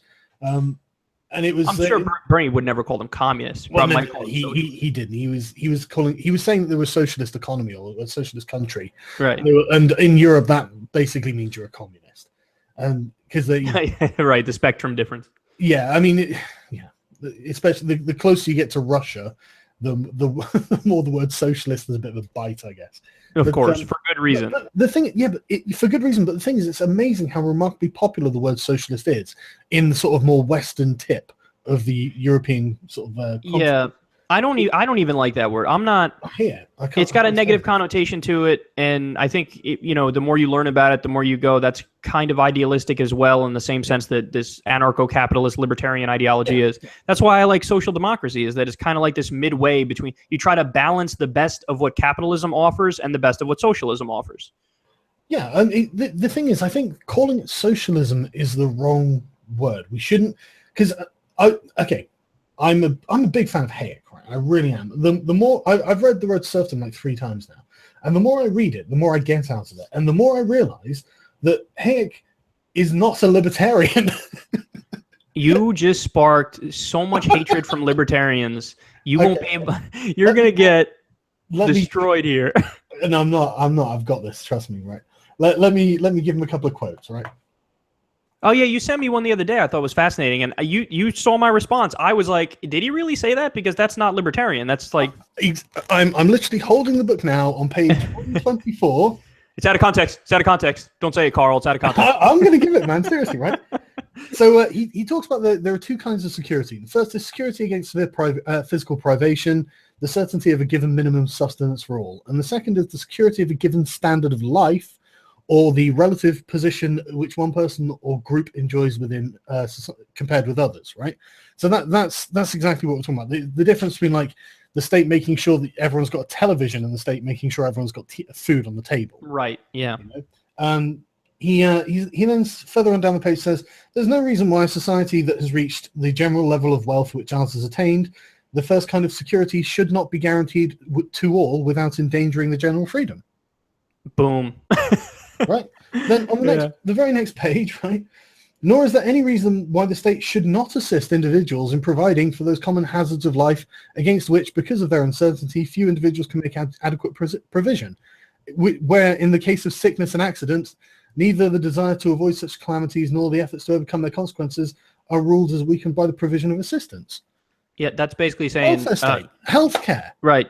Universal healthcare. That's right. And then there's no incompatibility, and this is the point. In principle, there's no problem with this, right? There is no incompatibility in principle between the state providing greater security in this way and the preservation of individual freedom, because it applies to everyone.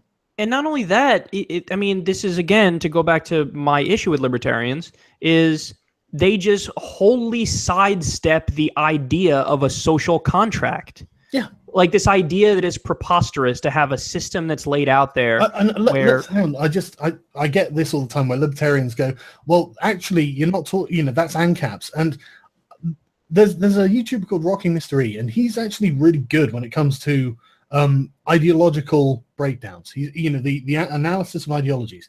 And he did a video recently saying lolbertarians are becoming ridiculous or something. And so these are basically kind of like ANCAPs in libertarian skin, where they're almost like parodies of what ANCAPs and libertarians say. Mm-hmm. And they're the people I think you're talking about, taking it to the nth degree, where it's like, I mean, these are the people who say, look, I shouldn't have to worry about the government because I have a gun in my house. It's like, okay, but all you're saying there is, you don't own anything, you occupy it. Mm. The second you leave your house, you're saying it's fine for your neighbor to come and pillage your house. Well, they would argue, I mean, they have property rights, and that's the only thing that matters, so you can't take something that's theirs. There are no rights without the government. You can't enforce any rights without the government. So, and this is where, so like Ayn Rand, for example, to bring her in, I know, sad. She argued in one of her essays, in some of her essays, she kind of like hinted that she's okay with having a government to provide just basically like security, like have a police force and a court system. But then in other essays, she even floated the idea of privatizing those things. So to have like, but then, I mean, the sad thing is she apparently didn't realize the obvious objection to that, which is, who the fuck do you think is going to privately fund the court system and privately fund the police force? The rich. And then the rich are just going to implement, have those people do whatever they want and crack down on the poor. Do you think for a second you're going to get impartial judgment when it's paid for by certain people? Exactly. Apparently she didn't think of this basic objection when she wrote that essay. But as if they're ever going to condemn a billionaire. Exactly. But I think they would argue that it's just property rights. So if I'm out of my house, it's not yours. Nobody can come and occupy it. But what drives me crazy is property rights. Okay, but who's going to enforce this? Right. There's no agreement. It's you saying, well, I think I should be able to own my property and everyone should agree to that. It's like, okay, but some people won't agree to that. Right, yeah. So what are you going to do? I mean, what recourse do you have? Well, I'll shoot them. It's like, not if you're not there. That means you can never leave your house. And then once you get them to admit this point, which you're correct, and they'll eventually have to admit that point, well, then you're having a conversation about taxation and what extent you can do taxation. Yes. And then their argument collapses because they would argue, well, no, that's theft. You can't do that. Yeah, but you also just said that you need to have the government there to enforce the rights. So which is it? So they're cornered at that point.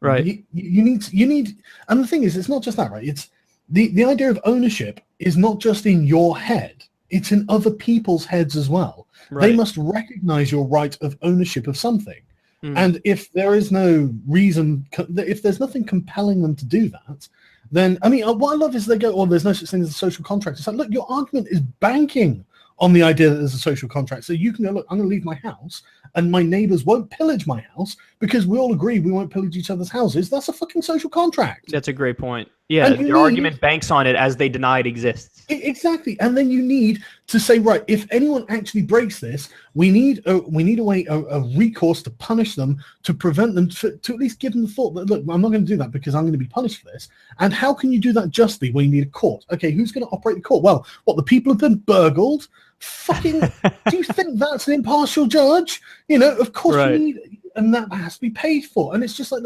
this is what drives me crazy about that. And again, I don't want to call them libertarian because that's probably unfair. Most libertarians like minarchists, but like the sort of ANCAP argument, it's just like, look, you don't understand the terms you're talking about. So come on, and come on. I find that I agree with them on almost totally on social policy and almost not on economic policy, but almost totally on social policy and almost totally on foreign policy. I think they're closest to correct on foreign policy. Like even when I hear a lot of like people who would self-describe as socialist or, democratic socialist or whatever, I feel like libertarians are more correct on foreign policy because the idea of like, hey, let's only use force to defend ourselves.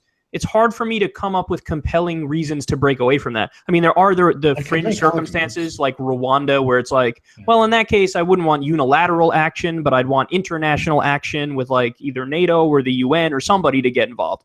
But like unilateral action, yeah, the libertarians are right when they're like, well, first of all, don't fucking start shit all over the place for no goddamn reason. Second of all, it's common sense. Just, take up arms when there's a direct threat of violence against you. Okay, that's really interesting because the perspective, the libertarian perspective, I mean, you said against you. That's the libertarian perspective. It's very individualistic. Unfortunately, when you're talking about foreign policy, it's not individualistic. It's collectivist. You're talking about the nation state as an entity and how it acts and how it interacts with other nation states. So you must be going deep here because the libertarians I've read have all just been, they're willing to accept the framework that we're currently in. And it's like, well, let's just get out of the stupid wars and only fight wars if we're, attacked basically. But you're saying in libertarian philosophy, are there people who even reject the idea of like a nation defending itself?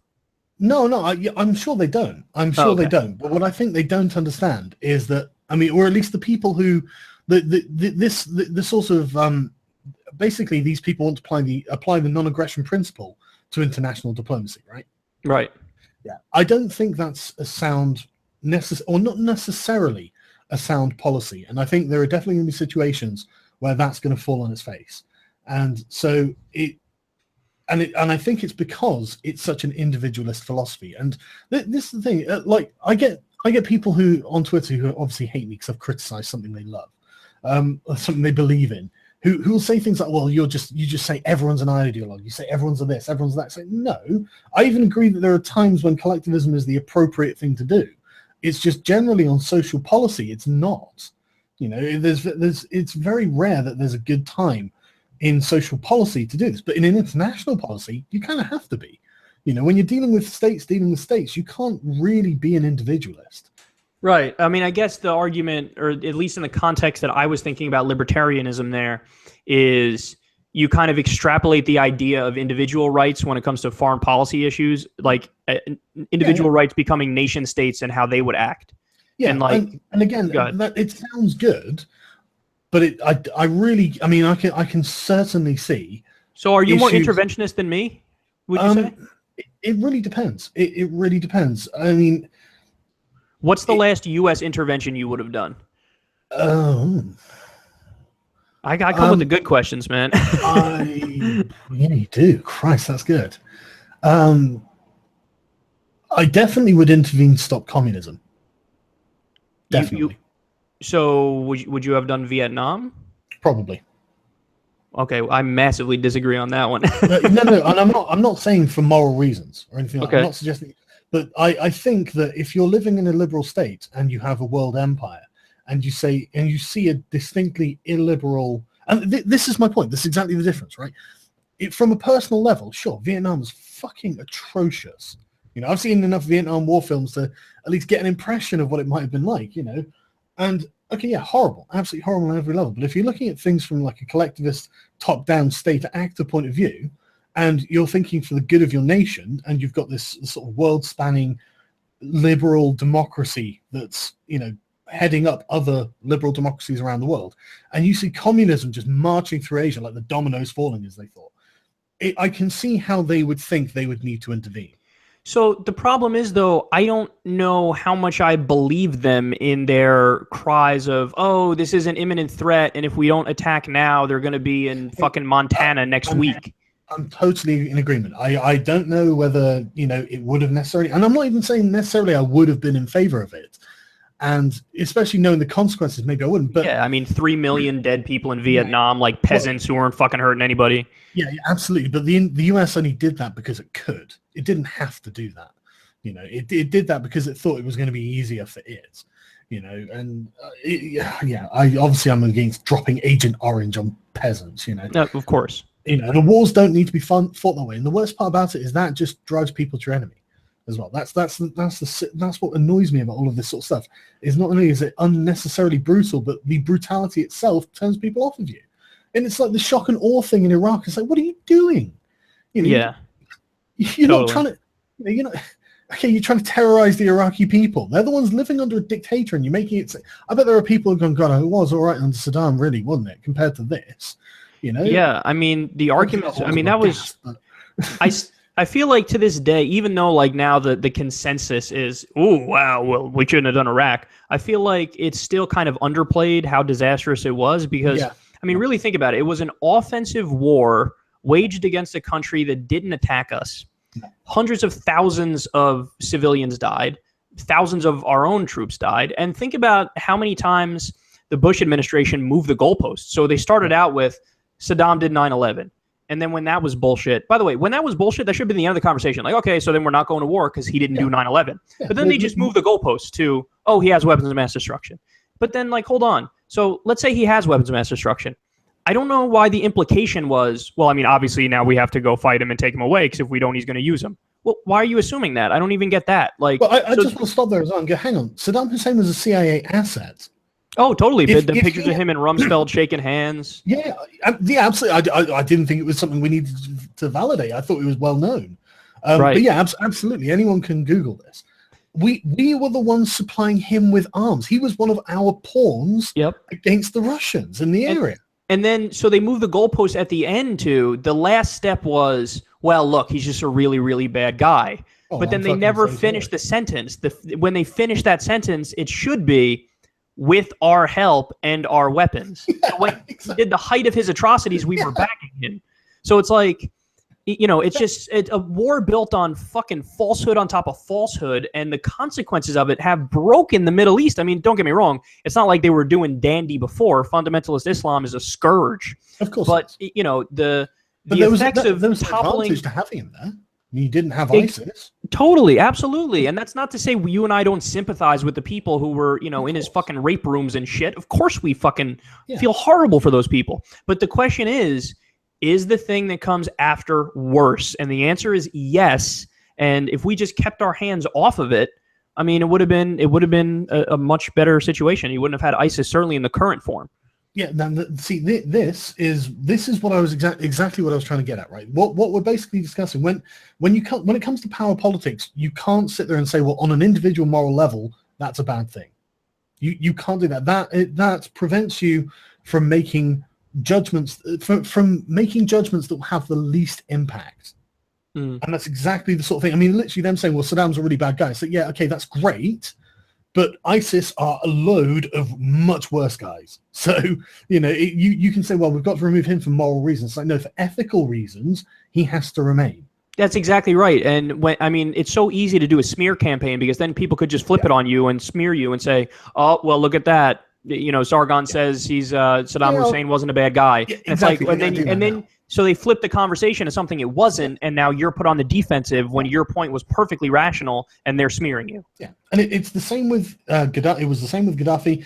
It's going to be the same with Assad. 100%. And by the way, for the record, Assad, Syria it's actually a secular socialist government, and the ideology of the rebels at this point, the majority of them are Islamists and jihadists.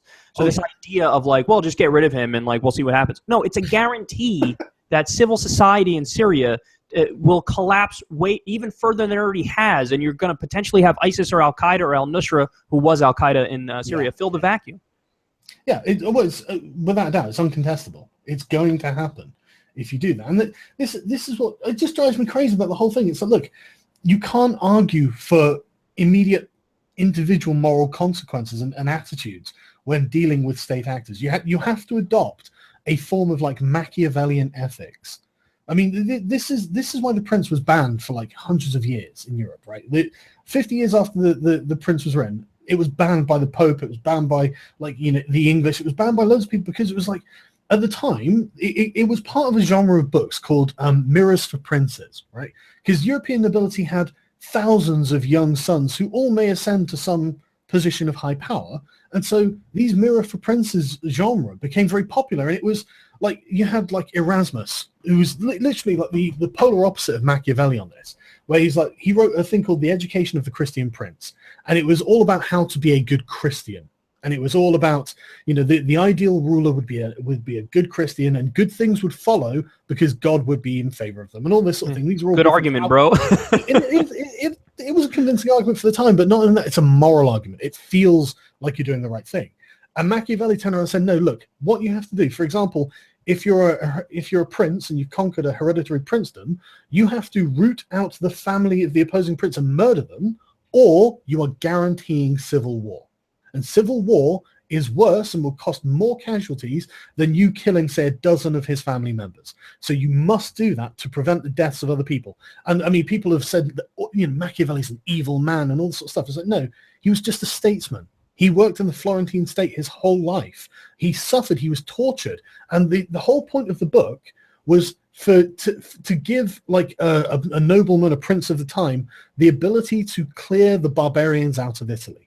The mercenary companies, the foreigners who are ruining Italy, and he'd seen it all, but people misinterpreted this constantly, and they still do to this day.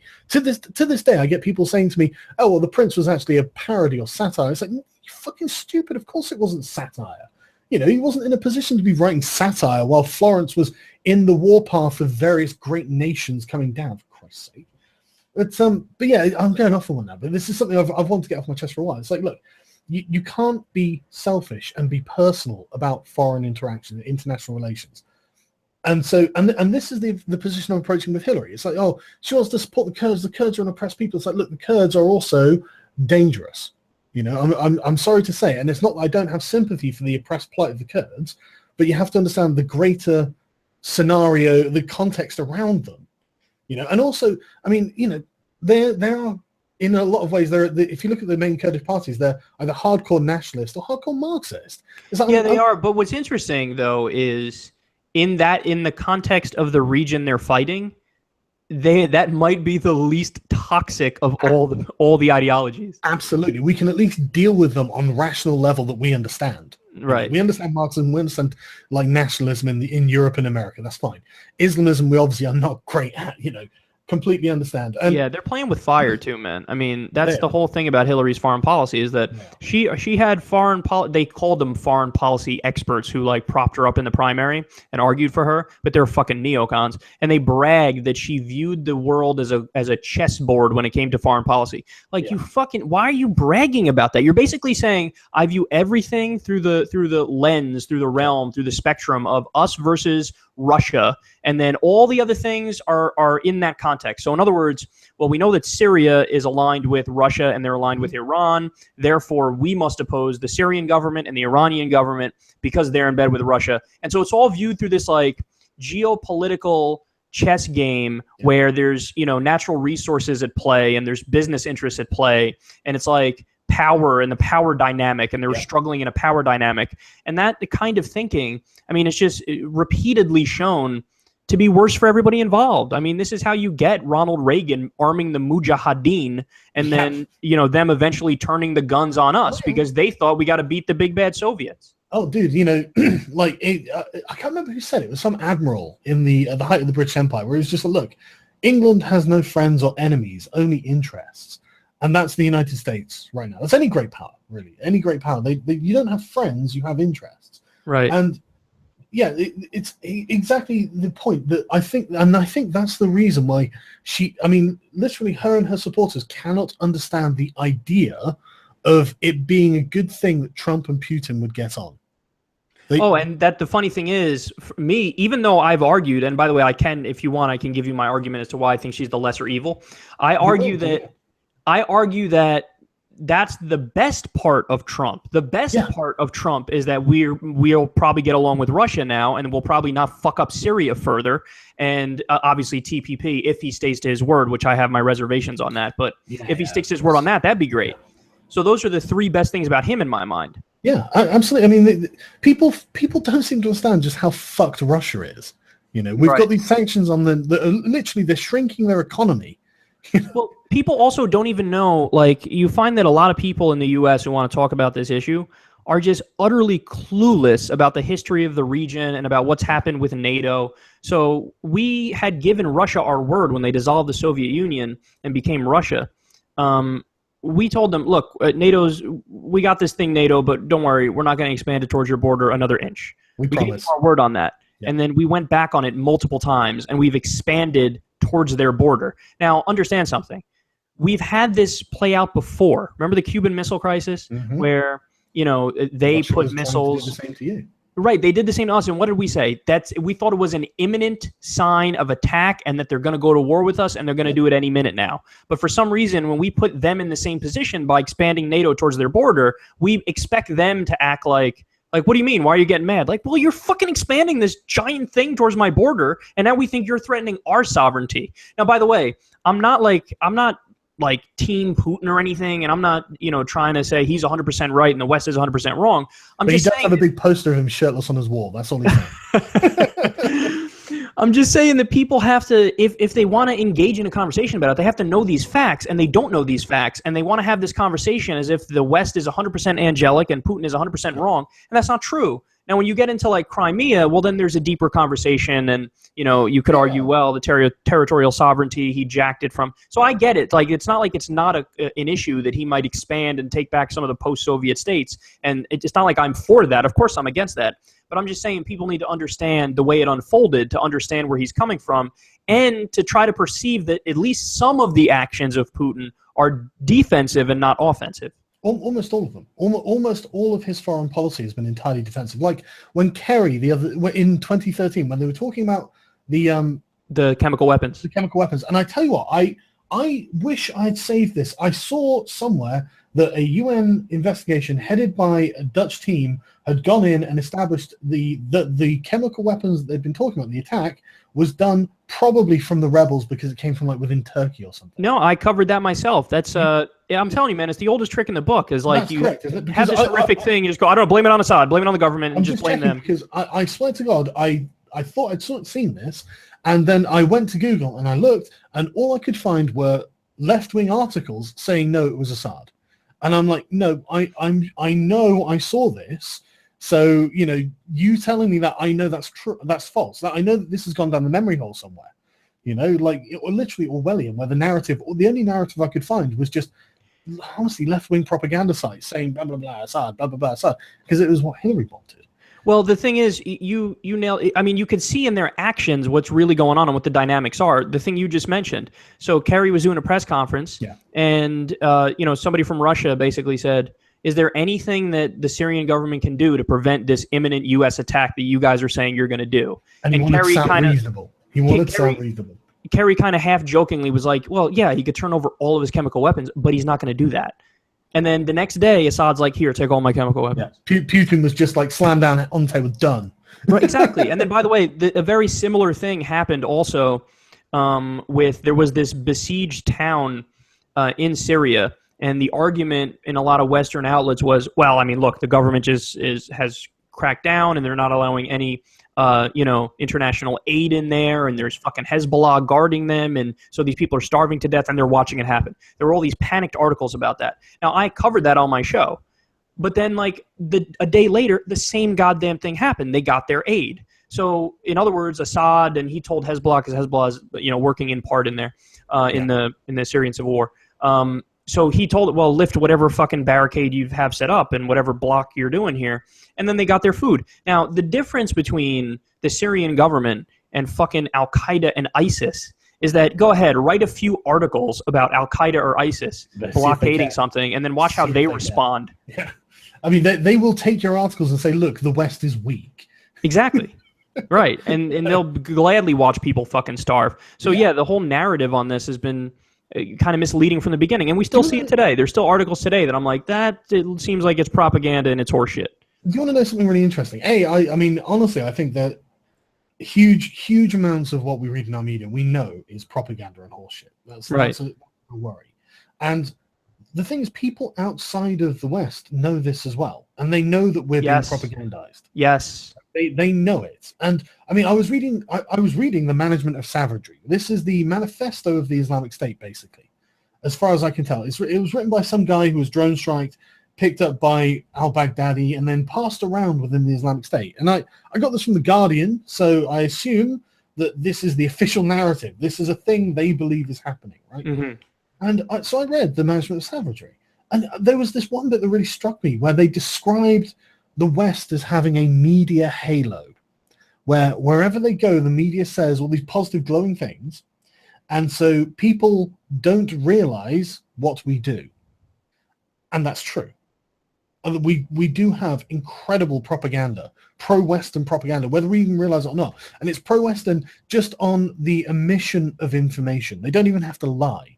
They can just it's a lie by omission. This is where, on a regular basis. Have you read Noam Chomsky, Manufacturing Consent?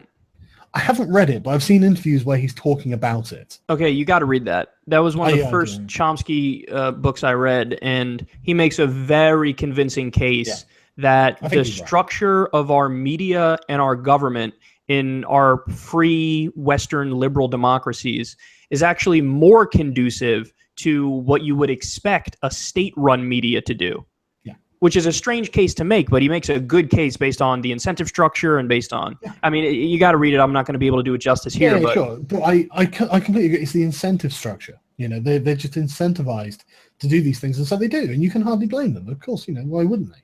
Right. But yeah, and the thing is, this isn't saying that the West is bad, because, no.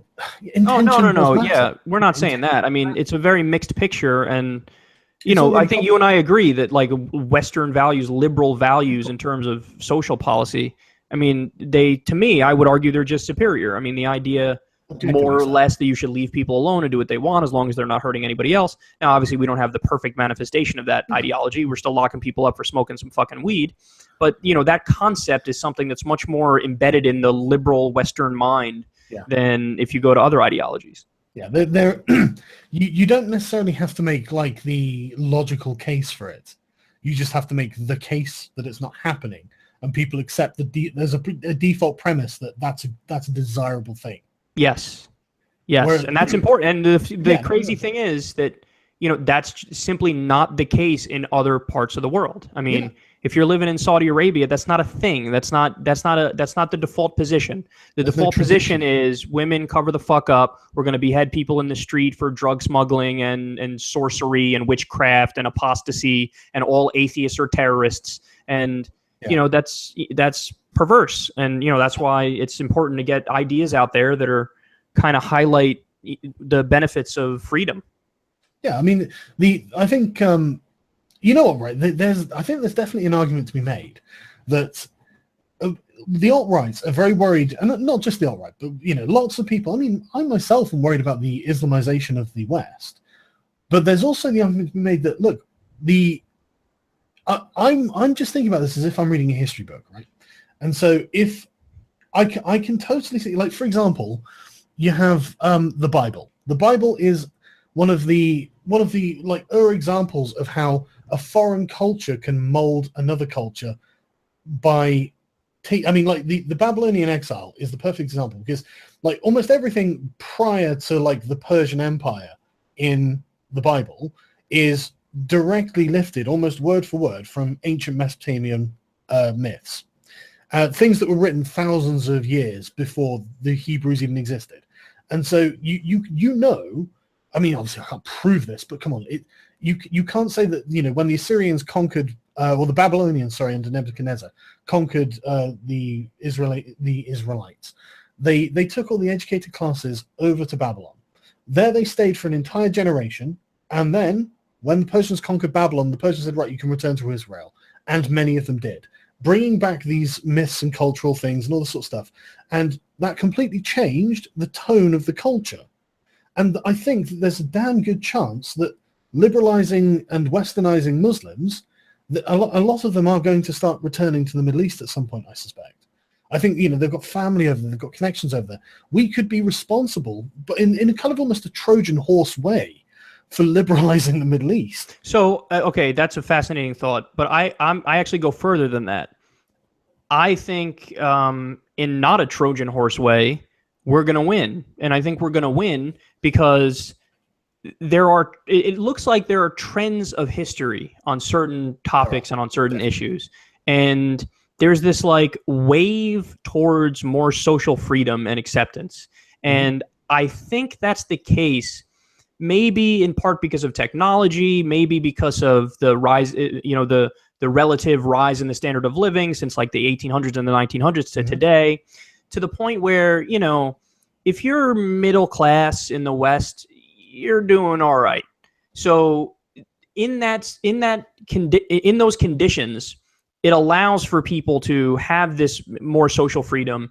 And in my mind, I think it's this inherently superior thing where if people get a taste of it, they go, oh, well, I just like this better. Even if they don't want to admit it to themselves because they're poisoned by a previous ideology, a prior ideology.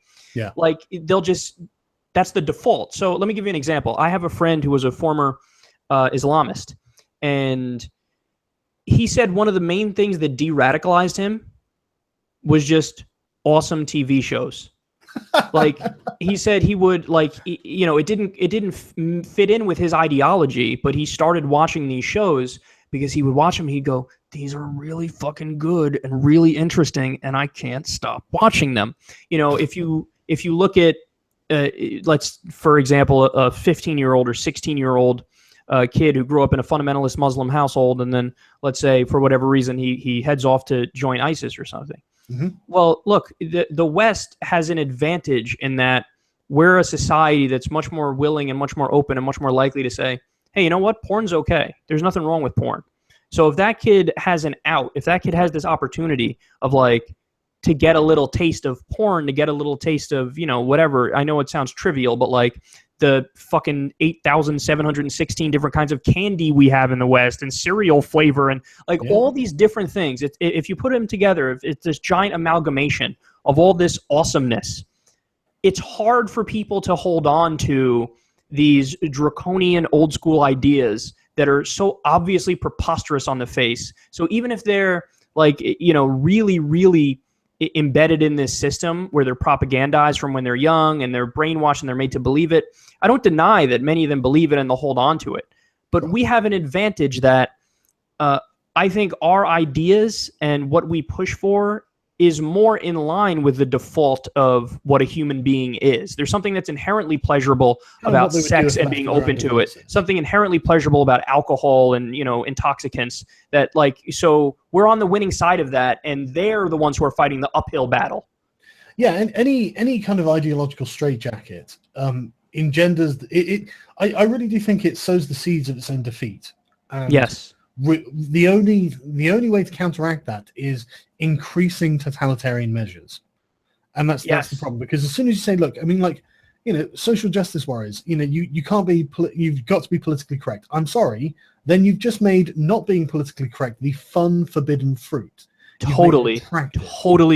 You've made it funny to watch you get upset by words, and so like with Islamists, you've made it funny to watch you get upset by naked women. Yes. You've made something forbidden fruit. You've put it in an ideological straitjacket. There's no reason from pragmatic points of view, as far as we can tell, to ban these certain things, and yet you want them banned because you think weird. And you either crack down and make yourselves massively unpopular by being totally totalitarian, or we just end up laughing at you and ignoring you. Right. Yeah, no, I think that's totally right. So I'm optimistic about that, and I definitely, at least in the, I don't fear at all the Islamization of the United States. I mean, less than 1% of our population is Muslim. Yeah. I mean, I guess it's a slightly different story in some pockets of Europe. But look, I was discussing this again last night on Drunken Peasants. There's a way to go about integrating a society, and there's a way to not do it. So this European conception of multiculturalism, this idea of dumping a bunch of Muslims or a bunch of ultra-Orthodox Jews, or just give them their own community, and then you have in a very small area distinct pockets. Over here is where there's a bunch of secular liberals. Over here is where there's a bunch of old elites. Over here's the Orthodox Jews. Over here, there's the Muslims. That conception of multiculturalism is bound to fail, because there you have different cultures, different ideologies, and different ideas about what's right and what's wrong and who's good and who's bad, and that's going to clash. In fact, it's just designed for that. But there's a way to go about that where that's not the inevitable conclusion. So if you were to have it set up where there's this dispersion among the population, where one society is, one society is a mix of, there's liberals here, there's some Muslims here, there's some Jews here, and you have them all together, and not just distinct pockets of each, but a mix. And then the one non-negotiable that they all have to abide by is secular schools. Well, then you're going to foster a great society that's both multicultural and a melting pot.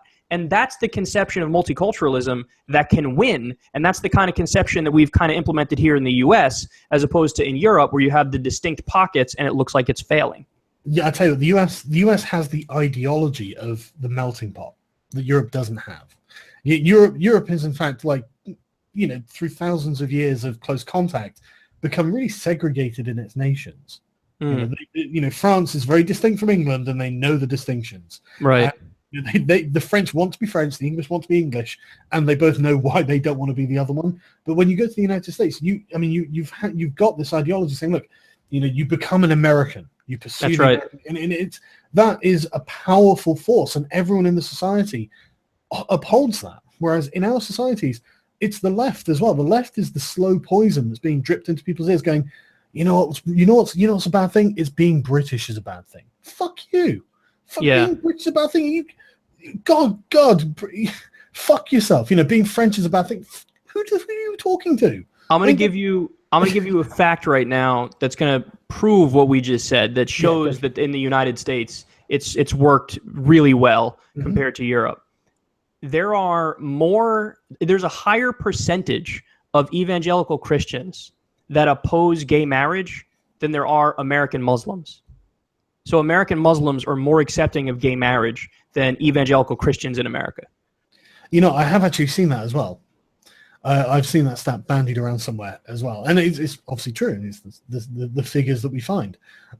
So that shows that you're right. This conception of Americanism over the individual, somebody, okay, I'm an American, and then I'm a Muslim, and then I'm this, and then I'm that, as opposed to Muslim first or Jewish first. So we can all come together under that banner, and it's easier to, work together as a society and not be so segregated. Yeah, no, I totally agree, and I just want to address the concept of multiculturalism. I is one that I've always hated, right? Because it seems to what they mean to say is multiracialism. That seems to be what they're saying. Look, people of other races can come here if they want, and because we've been to there, and okay, I'm not necessarily against it. I don't think mass immigration is a good thing anyway. But I don't mind if the doctor comes from like India or he comes from South America. If we're letting in doctors because we need doctors, it's better, or physicists, whoever, whatever the high skill job is. I'm happy for high skill work to come here because A, it's never going to be in such significant proportions, and B, competition at that level is a good thing. Competition is for excellence at that level. Competition for the working class is not. They're not competing for excellence in shell stacking, are they? It's I'm sorry, that's fine. I want our scientists to be pushed, and I want them to succeed and show that they're the best, and I'm sure they can. And so yeah, saying like multiculturalism, okay, so what they're doing, right? We're ghettoizing small amounts of well, not even small amounts, but like foreign cultures in segments of cities around of Europe, and it's just like, okay, how could that possibly be considered to be a good thing? How could you even begin to think that these people could be integrated when they're forming effectively colonies? That's the exact problem that I was talking about. Yeah. So it depends what you mean. If your definition of multiculturalism is what you're describing, then I think everybody should be against it. But if you mean it in the melting pot sense, then I think everybody should be for it. Yeah, but that's not necessarily like multicultural. That's I mean, I guess I just use I'm using the term more loosely than you. You're using it in the way they use it to kind of make it sound like if you're against this, then you're a racist. It's like, right? Yeah. I mean, there are so many Indians in Britain, right? I used to live above a restaurant called the Jewel and the Crown, and a friend of mine who I worked with knew the owner, and he would constantly say how, look, the owner hated mass immigration. He hated it because this guy had come over in the 70s when there were standards, and he'd worked hard to achieve these standards. He'd come over, he'd opened a restaurant, and this guy was more British than British, right. And it was just one of these things where it's like, this guy took pride in the identity. He worked for it, he earned it, he cared about it, and he didn't like seeing millions of foreign immigrants come over who didn't care about it, and who just got it for free, and he didn't want it, and he was just like, there was some value to this. Yeah, and that's the thing about being American. It is a monoculture that everything else is underneath. Yeah, and because any variant of that, it doesn't matter after that, does it? How could it matter as long as you all agree on the sort of fundamentals of the thing? Yeah, that's true. Especially in a liberal society where it's all live and let live. Before we wrap up, I want to do two more things here. Sure, man. First of all, I want to get your thoughts on what you think of Obama's presidency. I had to look through his executive orders the other day because I was interested to see how he'd been using his power, and I hadn't looked at them, and I didn't really see a lot there that I disagreed with. And I can see that if you've got a Congress, you're such a cuck. I know. On an individual basis, I was just going through the Wikipedia article, right? Yeah. But on an individual basis, there was. I mean, I'm sure that I'm sure I'm going to get people saying, "Well, what about this thing?" And I'm like, "Well, I didn't know about it." Right? Yeah. I mean, that happens. Yeah, exactly. So on that front, I don't think he's actually governed too badly.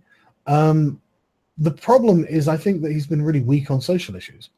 He's allowed things to happen that shouldn't really be happening, and he seems to have checked out. He just seems, from like the second he got re-elected, just to have just not really cared, and just kind of, whenever I see him giving speeches or anything, he just seems to be shrugging his shoulders, not giving a fuck, just like, well, I'm being stopped at every turn. If you'd stop stopping me, I'd be doing stuff. And so he's just like shrugs, and I don't know. You would not think that race relations would come to such a head under a black president. Well, I'm actually not surprised about that all that much because, I mean, in the U.S., there's a history in the Deep South. I mean, it's just they were going to react like this to a black president. The idea, they've opposed him from day one. And, it is what it is. So I'm not surprised that race relations are what they are. But I think overall his second term has been better than his first term. And what I'm curious about, I wonder how history is going to judge him, because there's some things that he did which I think history will judge kindly, but then there's other things where, he's been a disaster. Like, for example, you still have Edward Snowden in fucking exile. You know, you still have Chelsea Manning locked up. You still have Guantanamo Bay open. You still, you know, the NSA has been beefed up under him compared to Bush. I mean, Bush started it all. Drone strikes, like drone strikes, double the number of drone strikes. 7 interventions. I mean, he likes to be cute when he's giving speeches. Nobel Peace Prize though.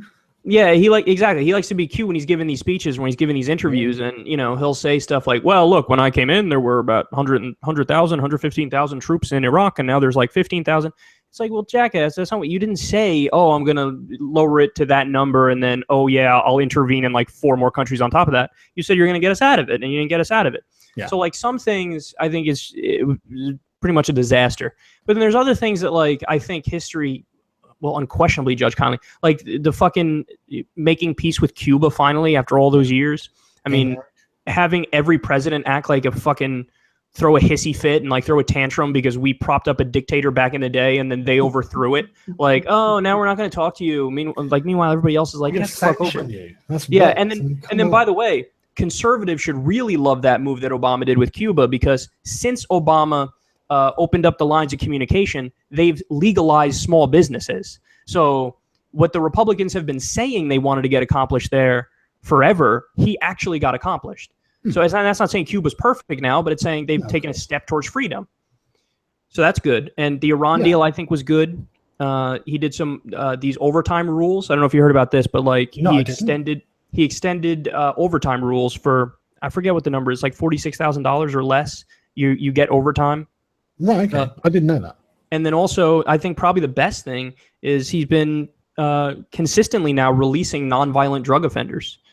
And that's a start. I mean, he should obviously change the scheduling of marijuana, and the DEA is technically under his control, so we should like really start throwing some haymakers about that. But the fact that he's now, I think, broken a record for pardons and commutations, and it's been for releasing these nonviolent drug offenders. And I think he should get a lot of credit on that. Yeah, I think he's been a mixed bag. I mean, totally mixed bag. I agree. I'm going to do like a report card when he actually leaves office. I'm going to do a report card and go through like all the issues and yeah, you should. I think that'd be really fascinating actually, because what bothered me so much is how, I mean, his campaign. I've said it before that it was almost messianic when he first. In a weird way, yeah. But I must say, not to fucking pat myself on the back here, but I was excited, but I was under no illusions. Yeah, of course. You've been doing this for a long time, you know, and, right. And anyone who's been like watching politics for a long time doesn't get emotionally invested. But right. I've seen it with the Trump supporters as well, and I've had loads of people where you support Trump. So, oh no, I didn't. I opposed Hillary, and I know you think there's no distinction because Trump was the big opponent, and I in a way I kind of like Trump. I find him amusing, you know, and I do find him entertaining to watch. And that's why. Well, there's no doubt about that. Yeah, reality star. Okay, you know that. Yeah, and I like that he's pissing off all the right people. In fact, I love it. Well, I just like that he broke the mold for what a politician is supposed to be. This idea of like give your robotic speech and give your talking points and like sound boring on purpose, and then this guy comes along and he fucking is just going nuts and throwing a brick through everybody's window. Yeah, flips the table, right? But like I said at the beginning of the conversation, I've said many times, and I'll say it again, he was the second worst candidate. You know. Right. Well, okay. So now let me give my argument here because I'm curious what your response to it is. So before I continue, let me just say for the record, it's crystal clear. Anybody who's watched my videos knows this, and I know you know this about my take on Hillary. I despise her. I fucking hate her. I think everything you've said about her so far in this conversation is totally accurate. I think she's massively corrupt, and the list goes on and on. So let me just start with that. We know your default position. Now, in terms of why I think she's the lesser of two evils. My argument basically comes down to 4 things. I mean, there's maybe a few more I could tack onto the list, but 4 main things. Number 1, in my mind, is climate change. So now Hillary did some bad things on climate change. For example, as Secretary of State, she pushed fracking around the world, which is horrendous. The difference, though, between her and Trump, apart from Trump saying the goofy fucking, climate change is a Chinese hoax, whatever the fuck he said. He said, I'm going to rip up the Paris Agreement on day 1, and it already appears like he's in the process of doing that. That is like president. Yeah, how's he in the process of doing it? Well, he's hiring people, for his administration who are like fucking oil company, standard moves that are signaling. I've been keeping a track on the packing out his drain the swamp team with swamp creatures. Right. Although to be fair to him, there was an article the other day that said Mike Pence he fired Chris Christie from being the head of his transition team and hired Mike Pence. And Mike Pence said to the media, "I'm going to fire all the lobbyists." Now, he's yet to actually do that, and he's only fired one person, and Trump has 4,000 jobs to fill, literally, so I don't know how he's going to fire all the lobbyists. Yeah. But either way, at least, okay, he's signaling that he's going to go in that direction. But we'll see. We'll reserve judgment on that part. And the thing is, I don't want to come down too hard on Trump either, because A, he's not a politician, and B, like you said, he's got thousands of positions to fill. Where is he going to get these people from? Well, I mean, I'm a little harsher on that point than you, because if you ran your fucking campaign on it, which he did, suck it up and find a way. I don't care if you hire a grandma from Kentucky who's out of work. I don't want a lobbyist in there. And that, in my opinion, that's not an illegitimate position either. Okay. That's the thing. I think they're both valid arguments, and I don't think there's any clear-cut answer there. So that's the first thing, is I'd say climate change, while she was bad with what she did with fracking, I believe her that she wouldn't have ripped up the Paris Agreement, and I believe her that she wouldn't get rid of all the regulations on coal and oil and natural gas. That's something he's promised to do. The second thing is the Supreme Court. He said he wants to appoint the next Antonin Scalia. Mm-hmm. In my mind, that's just a fucking almost a deal breaker. I mean, and by the way, it's not like she's good on this either. She's, mediocre at best, because what she says, I'm going to keep up Merrick Garland, who was Obama's really kind of centrist-y pick.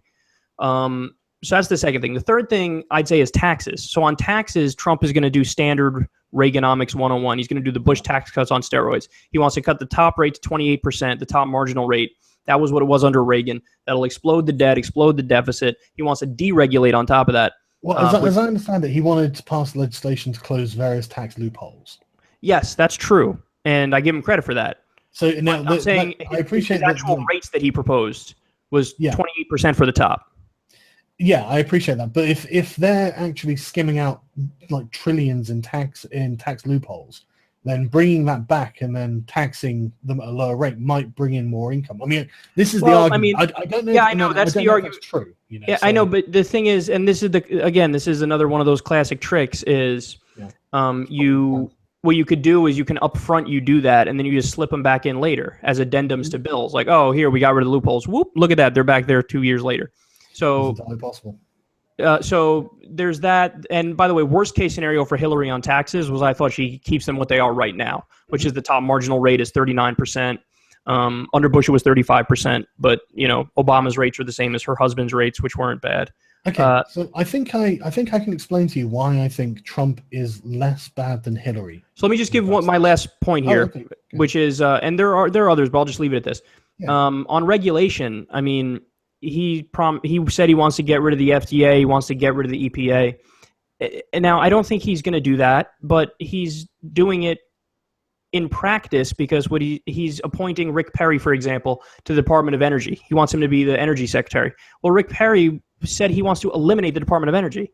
And the response to that is, well, that's the point. You appoint people to head these agencies that are not going to do anything, and they're going to let the companies run wild. And, I don't think like that. These are things that I feel like are so far outside of the realm of what's acceptable that it makes it, in my mind, that Hillary is the known quantity who's massively evil. He's either going to be super duper establishment, just like she would be, or he's going to be this authoritarian wild card. And I'm pretty sure that either one of those scenarios, I would still slightly prefer her. I mean, obviously, I'm not going to get it, but that's my thing. Anyway, go ahead, respond. Okay, so so it's you prefer the devil, right? Basically. Okay. The problem I have is that, in my opinion, there's a larger issue, and I'm going to give you a pretentious quote from the ancient world, all right? Because I think this will explain everything. Do you know who Demosthenes was? I do not know. He was an orator from Athens in the 4th century BC, and the Athenians had significant influence in Greece, and it was continually being eroded by Philip of Macedon, the father of Alexander the Great, who eventually would go on to conquer all of Greece and then plan the invasion of the Persian Empire, which he'd die before he get to do. And the problem with the Athenians is, and I'll give you this quote because this is the scariest fucking thing I've ever heard, right?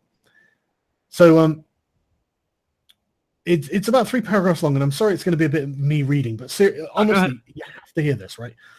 So he says, many speeches are made, men of Athens, at almost every meeting of the assembly with reference to the aggressions which Philip has been committing, yet ever since he concluded the peace, not only against yourselves, but against all other peoples. And I'm sure that all would agree, however little they may act on their belief, that our aim in both our speech and in action should be to cause him to cease from his insolence and to pay the penalty for it.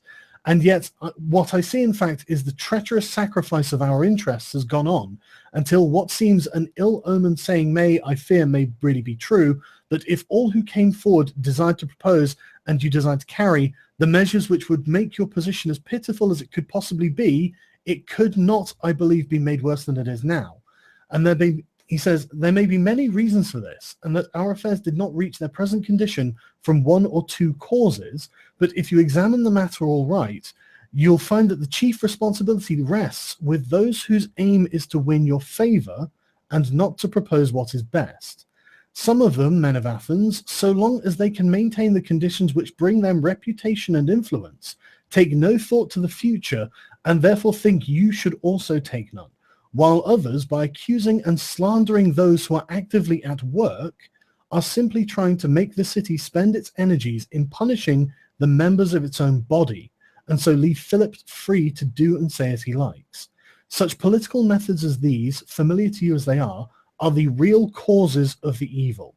And I beg you, men of Athens, if I tell you certain truths outspokenly, to let no resentment on your part fall upon me on this account. Consider the matter in this light. In every other sphere of life, you believe that the right to free speech ought to be so universally shared by all who are in the city that you have extended it to both foreigners and to slaves. And one may see many a servant in Athens speaking his mind with a greater liberty than is granted to citizens in some other states. But from the sphere of political counsel, you have utterly banished this liberty. The result is that in your meetings, you give yourselves airs and enjoy their flattery, listening to nothing but what is meant to please you, while in the world of facts and events, you are in the last extremity of peril. How much does that sound like the problem we're having with the left now? I mean, yeah, it certainly sounds like Hillary Clinton's left. Doesn't it? Yes. That's my point, right? And this is exactly it. These people don't seem to be able to understand that they can't ignore the facts. They can't block them away. They can't just omit them from their narratives, because the events, the thing in the world of facts and events, these things are happening regardless. You know, like with the migrant crisis, anyone objecting is a racist. It doesn't matter what your opinion of their opinion of other races is. You know, what matters is how they are going to respond. Now we're looking at like a right-wing domino effect all across the Western world. The left has just catastrophically failed in the same way the Athenians failed, because they refused to listen to reality. They would just, as he says, enjoy their flattery and listen to nothing but what is meant to please you. I think we're in exactly the same position, and I think we can see exactly what will happen if we don't stop this. And that's why I think Donald Trump was more important. So I think the left, the collapse of the left has been, I would put a bigger onus, I think, than you on the whole corporate massive sellout angle. I don't disagree. I agree that one of the problems, that's a huge issue as well. Right. I agree that one of the problems was, PC culture and all this. I just think I might have that at about 30 or 35% of the problem, whereas I think the rest of it is probably the whole corporate sellout angle. I think there are other issues. I mean, the corporate. Oh yeah, no, I'm being very flippant with issues. Yeah, I'm being flippant with my explanation here, but I mean, like mass immigration in America from Mexico and Europe from the Middle East.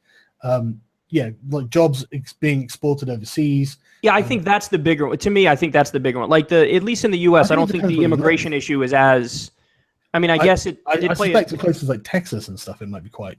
Yeah, no, I think it played a role for sure, but I think it was more, at least in the case of the U.S., I feel like the whole fear of immigration thing was more of like an easy scapegoat for the Republican politicians to say like, oh no, blame your problems on them, as opposed to possibly, but the same Republicans who exploited shipped these jobs overseas and exploited these poor people, and now they're selling them the solution, and the solution is get mad at the Mexican.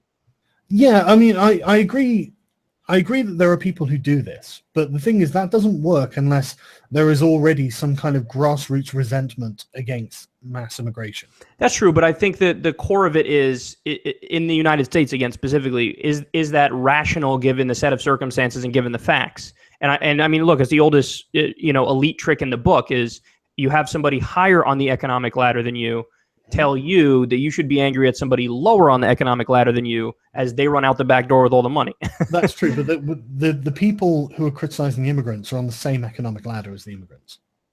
In many cases, yes, that's absolutely true. That's the only reason I think that there's more to it, because these people aren't richer. They're in fact in direct competition for exactly the same jobs, and like with the Bank of England, where they produced a report saying, look, the wages have gone down. We know. I mean, we know that that's happening. So I think for people near Mexico, immigration is probably a bigger deal. In the same way that in the north of England, immigration was a bigger deal for them than it is in the south of England. In the south of England, it was honestly most people were concerned about sovereignty. Most people, when you would talk to them, they would literally say, well, I care about the fact that I don't get to vote for these people. I care about the fact I don't want our laws made in Brussels. I mean, that really wasn't much of a concern as far as I could gather from the north of England, where they were just like immigration, because they have, I mean, it's been hell for a lot of places in the north of England. Right. And I mean, like you can't even imagine. And the only reason that a lot of this was allowed to carry on was through political correctness, shutting down the conversation and then having this chilling effect where no one else would talk about it either, because they'd be afraid of being called out in public all across the internet. This person's a racist. What a KKK supporting piece of shit, Yeah. I think Europe's it's a slightly different case there than in the U.S. I think in the U.S. Sure.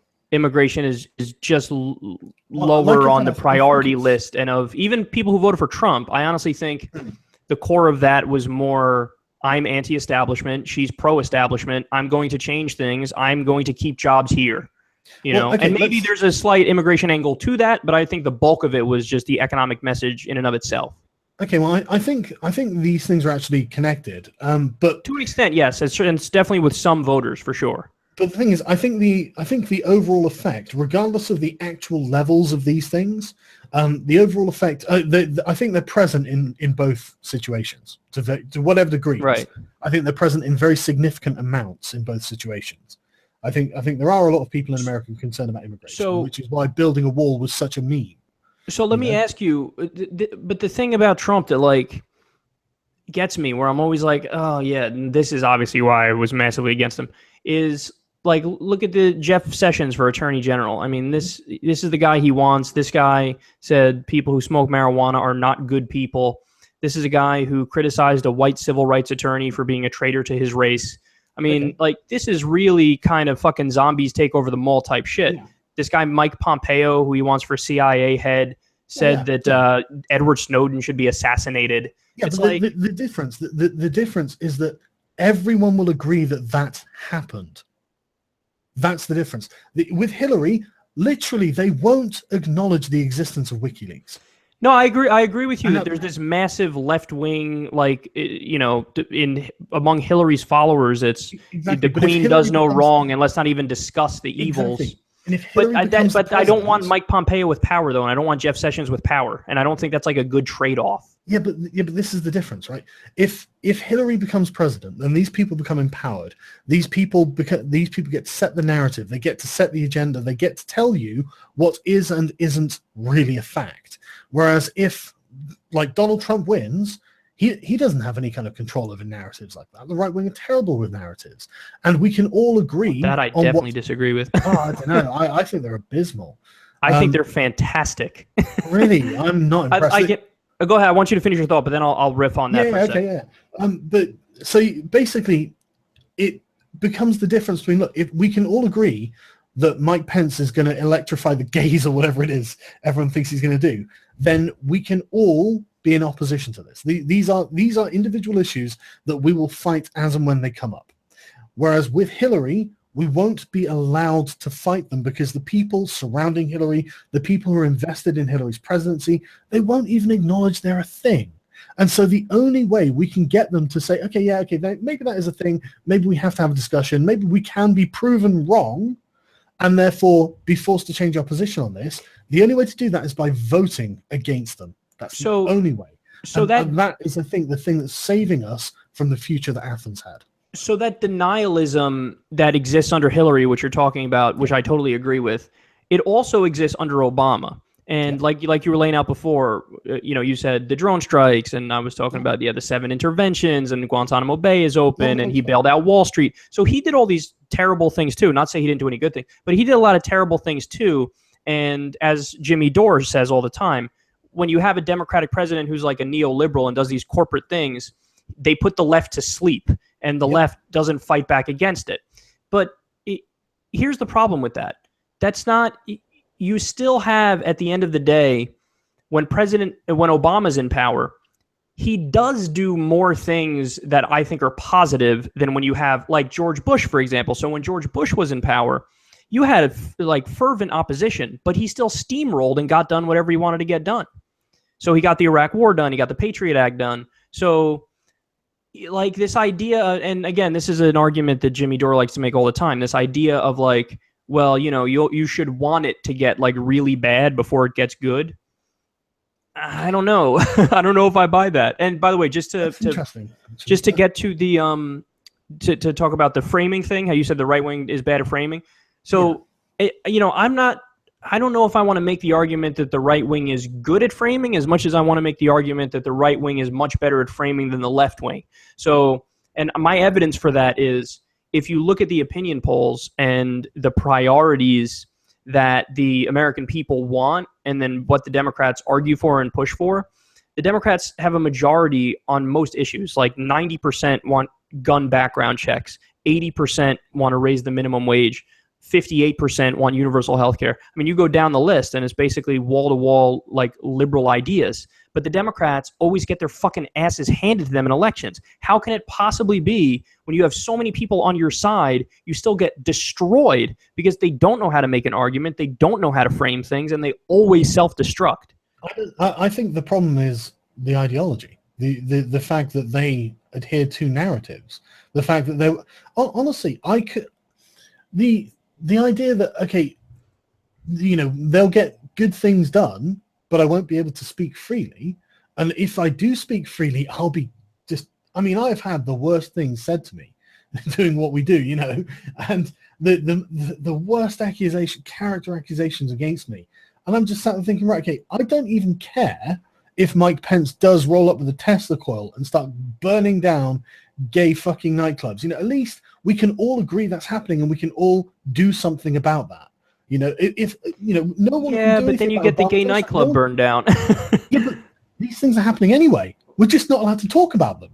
Well, I know. I think it's worse under Republican administrations. Yeah, it might be, at least in how to phrase it. I mean, you're making the Jimmy Dore argument basically. You're saying I am. Yeah, I am. Yeah, and you're saying, look, there's got to be on point with this. Yeah, you're saying, look, it's got to get bad before it gets good. But then, No, that's not what I'm saying. That's not what I'm saying. What I'm saying is, I think I'd rather have an honest fight with someone who wanted something bad than to have a tense conversation with a sort of man with a dagger behind his back. I would rather just have the fight out in the open right now, where everyone understands what's going on, and there's no doubting that one side is doing one thing and one side is doing another. We all are in agreement. This is what we're doing, right? So now we're going to have it out. Or we can have Hillary and her chorus of fucking supporters in the media and everywhere going, no, you're just lying. You're lying. You're wrong. This is right wing. This is wrong. No, shut up. You're lying to me about reality. I would rather deal with reality as it is than have someone lie to me about reality and then it still be bad. Like, huge amounts of drone strikes, all this other stuff. Just stop lying. Yeah, I would just... my only counter to that is, in my opinion, I don't think it's equally bad under the Democratic administrations, broadly speaking. I mean, obviously, you got to take it on a case-by-case basis. Yeah, of course. And again, this is just, well, it's personal preference at this point, isn't it? It's what you think is slightly worse. And there's something about, maybe I'm thinking a bit further into the future. And for the record, I just want to let everybody know, I actually didn't vote for Hillary Clinton because I live in New York, and I didn't have to go through that disgusting indignity. I live in a safe state, so I went and voted for Jill Stein, third-party candidate. But I told my audience that, look, if I was in like fucking, wherever in a swing state, I would have forced myself to vote for her. But I would have done it eyes wide open. Like, to me, here's my ideal, and maybe I think we just disagree on the dynamics of this. Like, I'm optimistic in that whether we got a Hillary Clinton presidency or we got a Donald Trump presidency, we could muster up the fight. And, you could have true principled liberals who, for example, in the United States fought, were on Bernie's side at the beginning, people who aren't social justice warriors, people who care deeply about the actual, the political issues that I care deeply about. Like, I don't think we would have been asleep with Hillary Clinton as president because we had already established, oh, look at her record. What a fucking mess. So we would have been fighting her supporters who are horrendous. Yes. But, I still think that in summation, I think she would have done less damage than I think he's going to do. And in the meantime, while she's doing slightly less damage, I want to push her and force her and argue until I'm blue in the face to try to get change to get her to be even better. And then obviously in the next administration, hopefully you get somebody who we really agree with. But that's my general breakdown. But I do see where you're coming from. You're making, again, the Jimmy Dore argument, which I've heard him make a million times, which is, he just did this whole, I don't know if you saw it, on he was on TYT. I haven't seen it yet. He was on TYT on Friday, I think it was. And they got into like a really big like fight where he was arguing with the panel about Trump's appointments. In fact, it was about the appointments I mentioned, Jeff Sessions and Mike Pompeo. And, they were basically, everybody else on the panel was basically saying, well, look, man, these guys are a fucking disaster. And he was saying, I don't even want him to change those appointments because I want to know that there's a bad face on the people doing the bad things, and then we can mobilize and fight them. Yeah. And I don't know. I guess my point is I want to nip it in the bud and not allow any of the bad things to happen up front. So I will always try to take the lesser evil and still fight. You see what I'm saying? Yeah, but that's the thing. I just don't think Hillary is the lesser evil. And right. Right. I got you. But But like I said, I don't disagree with any of the argument, really. It just comes down to a value judgment at the end. Right. And I'm really interested in seeing how the commenters on the video feel about all this. So I think sorry, go on. Yeah, it's just one more thing. I know we keep dragging on here, but it's interesting. I'm not in a hurry. I'm actually enjoying the conversation. So what do you make about like Trump's authoritarian streak? We both know it's there. Yeah. What do you make of that, and what do you think the worst case scenario is for that?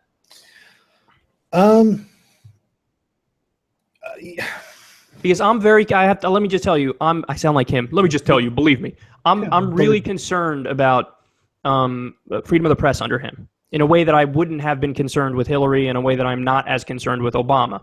And when I say freedom of the press, I mean the things that I mentioned before, the fact that he sued Bill Maher over a joke, he sued The Onion over satire, he had a media blacklist, he said he wants to open up the libel laws. He just tweeted the other day when he was already president-elect something about how the New York Times was being unfair and, they should apologize. And when you're president, he has the whole fucking NSA to do whatever the fuck he wants. And it's like, that guy is like too impulsive and too narcissistic I think that's too much power for a guy like him to take, and I see him acting kind of like an Erdogan of Turkey, where if he had the ability, hopefully it doesn't get to this point, and maybe it doesn't because of the safeguards we have in our Constitution, but like Erdogan fucking arrest people for insulting him and shit. Like, oh yeah, people don't understand the purges.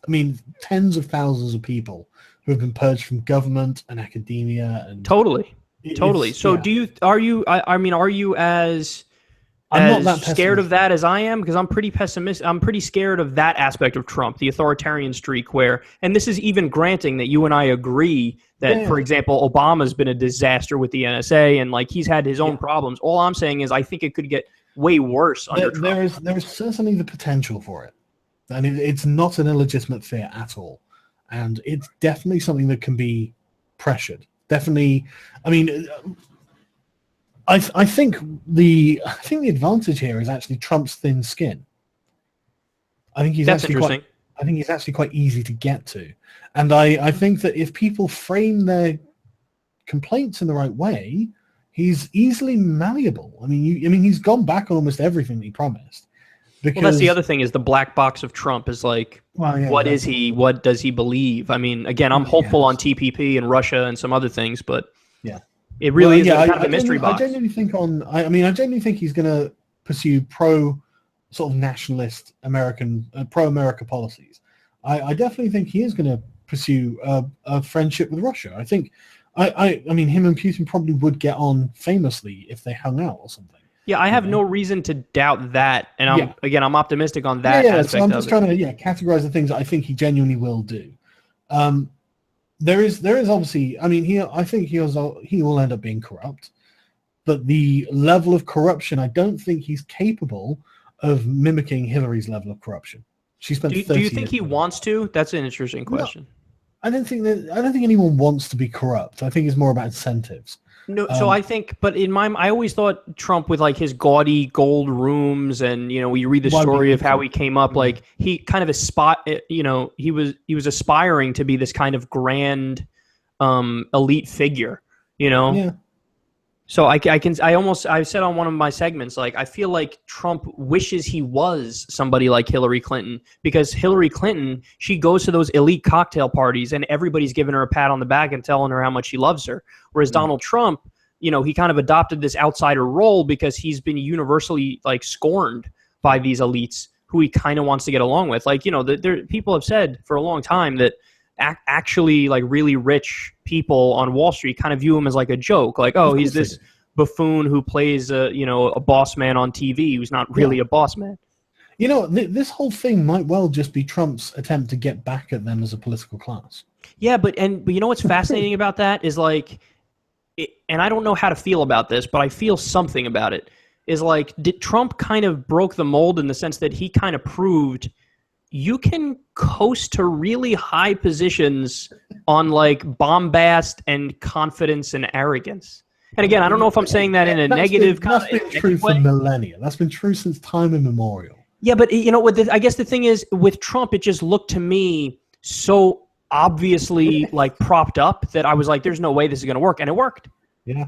But that's the thing. It's not Trump that people are investing in, I don't think. It's the fact that Trump is prepared, or at least, I mean, just in a lot of ways, I think he's symbolic. Right. I really think to a lot of people, just the concept of going against the establishment was the message, the symbol, the reason they wanted it. Did you know the story of how he came up with that strategy? It was really interesting. I covered it on my show a while back. But there was a mole inside the campaign who basically said that, so Trump, he was been told his whole life, like, you can't do this, you can't do this. And then he would always just try and do the thing because, like, fuck whoever's telling me not to do it. Yeah. And there's something that's respectable in that. So he decided he's finally going to run for president. And when he's been teasing for years, like every election for years, he'd fucking tease. And he tried to get together like a traditional team to do the fundraising because everybody fucking fundraises when they run for president. That's unfortunately how the system works. So he went to do that, and he got a meeting with Mitt Romney's former top financial bundler. Now, this guy came for like 3 meetings with Trump, but according to his own account, he's like, look, man, I didn't really take him seriously. I didn't really care. I didn't want to do business with him, but I'm a classic kind of guy. I didn't want to burn any bridges. So what happened is in the last meeting with Trump finally laid it out there on the table. He's like, look, I want you to come work for me, and I want you to be my top fundraiser. And the guy was trying to get out of the meeting, and he didn't know what to say, and he didn't want to let him down. He didn't want to burn the bridges. So he said, well, look, man, you're a rich guy. You're well known. You already have name recognition. Maybe you don't need as many ads as other people. Maybe you don't need as much money as other people. How about you try to adopt this anti-establishment platform, and you go out there and you say, hey, I'm a billionaire and I'm for the people. And I don't need the money. I'm not corrupt. Everybody else is a puppet. And Trump sat there for a little bit, and he was like, I love it. That's a great idea. So he kind of like stumbled into this ideal strategy, which won him the election. I think that that's entirely plausible. I think that Trump has been... Everyone says Trump's not consistent on anything, and that's not true. He's just not consistent on most things. and so it looks like he's not consistent on anything. Honestly, go back and watch his appearances on like Oprah and stuff. It's almost exactly the same rhetoric where he says, well, America's getting screwed on trade. You know, America is becoming less of a great country than it is now, or it used to be. And I don't see why this is going on, and someone needs to do something about it. And if it gets bad enough, I'll be the one who goes and do something about it. And so I think I think he is strongly nationalist, and that lends itself inherently to a kind of populism as a means to power regardless. You know, it's very easy to be nationalist and populist because most, you know, working class people are pretty nationalist. And so it's something that's easy to appeal to. And if you're saying, look, I'm going to bring back jobs for you guys, I'm going to get us better trade deals, I'm going to drain the swamp in Washington. I mean, it doesn't take a genius to figure out that's a fucking winning strategy. Not only that, man, I called him winning the primary when only 3 states had voted. He lost the first one, and then he won the next 2. And I did a segment where I said it'd be a minor miracle if he doesn't get the nomination. At that time, everybody was still dismissing him. Everybody was still laughing at him. And I said, look, man, you got to watch these debates, because during the debates, there were multiple times where he bucked the GOP narrative, and the narrative that he was bucking was the narrative that had made the GOP lose multiple elections. Yeah. So what would always happen is these goofy-ass establishment Republicans would go out there and they'd say, look, we're going to have to reform Social Security and Medicare, and we're going to have to make cuts to it. Trump came out there and said, I'm not going to cut him. I'm not going to cut him. They would go out there and they would say, well, look, free trade is a cornerstone of the way the American economy works, and we need to do more deals. Trump came out there, I'm not going to do TPP. I'm not going to do it. Trump came out there and said, I'm going to do infrastructure spending.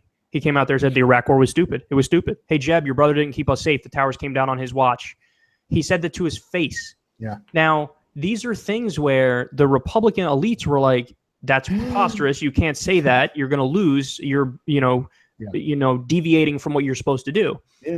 And he went out there and he dropped a bomb of populism. And when you look back now, you go, well, obviously he won. He was telling people, I'm going to keep your jobs here. I'm going to rebuild infrastructure. I'm going to let you keep your Social Security. So it's amazing that for a second people thought he wasn't going to win, because look at fucking Marco Rubio on stage, who's sweating profusely and can barely get a sentence out. Look at Jeb Bush, who's the world's least, fucking smooth man. Like, obviously, look at these people. They were a joke. This is why I read the Demosthenes bit, because people, they're not connected to reality. And we know because they keep losing. They keep failing. That's right. And Hillary's the perfect example of it. Like you were saying, Hillary's the perfect example, because she's in that elite bubble, and she's like, okay, well, if I just go out there and say like very simple things that are cliches and platitudes, like stronger together and shit like that, then I'm going to be able to pull the wool over everybody's eyes enough for me to go back to just being a standard insider politician. But it just didn't work. They seem to like in I can't remember where it comes from. I can't remember who said it, but there's this like military axiom that generals always fight the last battle, and that's, I think, exactly what the establishment politicians did in the elections. They were fighting what they thought was, the traditional Republican way. And then Hillary was fighting the traditional Democratic way. And Trump had changed the game. He'd completely changed the game. Totally. And they didn't respond. They didn't react. They didn't adapt. As soon as someone drops to that and they've got a huge groundswell of support, you've got to drop whatever pretensions or airs you have. Right. You can't sit there and cloister yourself in an elitist bubble and think that people are going to vote for that. No, and they were directly offering them what they're asking for. They were so convinced that they were right that on election day they were all. I told you, Hillary Clinton popped champagne early in the day because she was convinced she was going to win. Did you see the setup where they had like shiny confetti to symbolize the breaking of the glass ceiling and everything? Exactly, in the fucking Jacob Javits Center. It wasn't Hillary Clinton. No, if it was anyone, I'd be like, God, that poor woman. That is actually, you can see how upset she'd be. But no, it was Hillary, and she's fucking awful. So and the coronation, I feel like the coronation was rejected because it was just so gross. Like, you're trying to say that it's over, when meanwhile, and I've argued this, I've been the only person arguing this, the polls weren't even that off. Like, yeah, they were off. Hillary was up about 3 points or 4 points on average nationally. Yeah. But the plus or minus for the margin of error is 3 points. And she ended up winning by about 1 point on popular vote, but he won the Electoral College. So the polls weren't even all that off. The problem is they were consistently off. And that's the same problem we have with Brexit. It's not that the polls were actually that different. You know, the difference wasn't that great. It's just it was consistent that people said, "Oh no, it's Remain are going to win by about the margin that the Leave won." The Remain are going to take it. Blah blah blah. Consistently in the polls, so everyone thought, "Well, that's the case." Turns out that they don't know what they're fucking talking about. Yeah, and then also, but I feel like the more detailed, nuanced arguments were just kind of scoffed at. Like every time I would go out on my show and I would say, like, okay, well, look, who does she do worse with?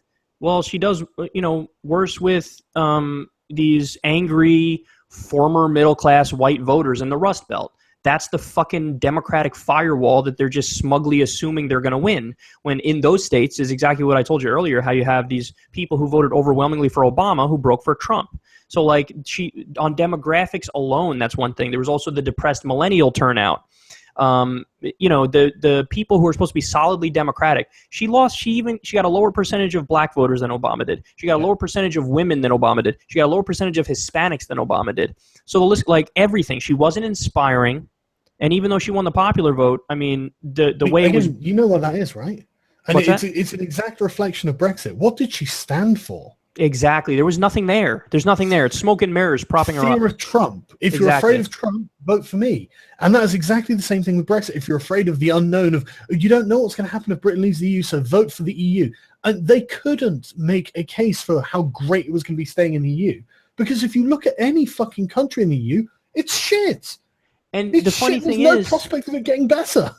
It's not like she could have won the race too if she ran a semi-fucking competent campaign, but she doesn't know what the fuck she's doing. They didn't know what they were doing. I mean, they had no... How many times did Hillary Clinton on the campaign trail bring up TPP versus Donald Trump? Like 1/10 as many times as he did. So, like, obviously this guy's going out there and he's cracking skulls and he's like, saying, hey, I'm for you and this is what I'm going to do. And she's out there with her fucking cliches and nobody's buying it, man. Nobody's buying your corporate fucking... speak. Yeah, everyone's heard corporate speak for years, and that's that. As soon as you start rolling up the sort of corporate platitudes, everyone knows you're lying to them, or you just don't care. Right? They know. Right, and she would on purpose avoid policy specifics. I remember when I was watching her speech at the DNC, and like it took like 23 minutes before she got to anything policy related. Like she even at one point went on and on about like her and Bill and how they met. It's like, but nobody cares about you. It's not about you. I mean, this is why when she had the hashtag I'm with her thing going on, Trump's response was like, really? You're going to leave that door open for me? Okay. I'm with you, the American people. Yeah. Like hashtag how make America great again. Right. It's exactly as you say. Hillary narcissistically made it about herself. Trump was at least appealing to other people. Right. So it's that bubble. It's like, oh, no, this is the trends of history, and we're ready for this woman president. So it doesn't matter who it is. It doesn't matter that they're the biggest corporate insider ever. It doesn't matter that they got 1 million scandals. It doesn't matter that, super duper corrupt. It doesn't matter that they voted for every fucking war on the planet. It's just time. So put up the establishment female, and this is where... Identity politics. Yeah. Oh my God. Identity politics just smacks into the concrete of reality. The face of identity politics smacked headfirst into the nature of reality. More women voted for the pussy grabber. You have to live with that, identity politicians. You have to live with the SJWs. You have to live with the fact that women want their pussies grabbed other than voting for Hillary Clinton. How do you explain that in your ideology? How do you explain it?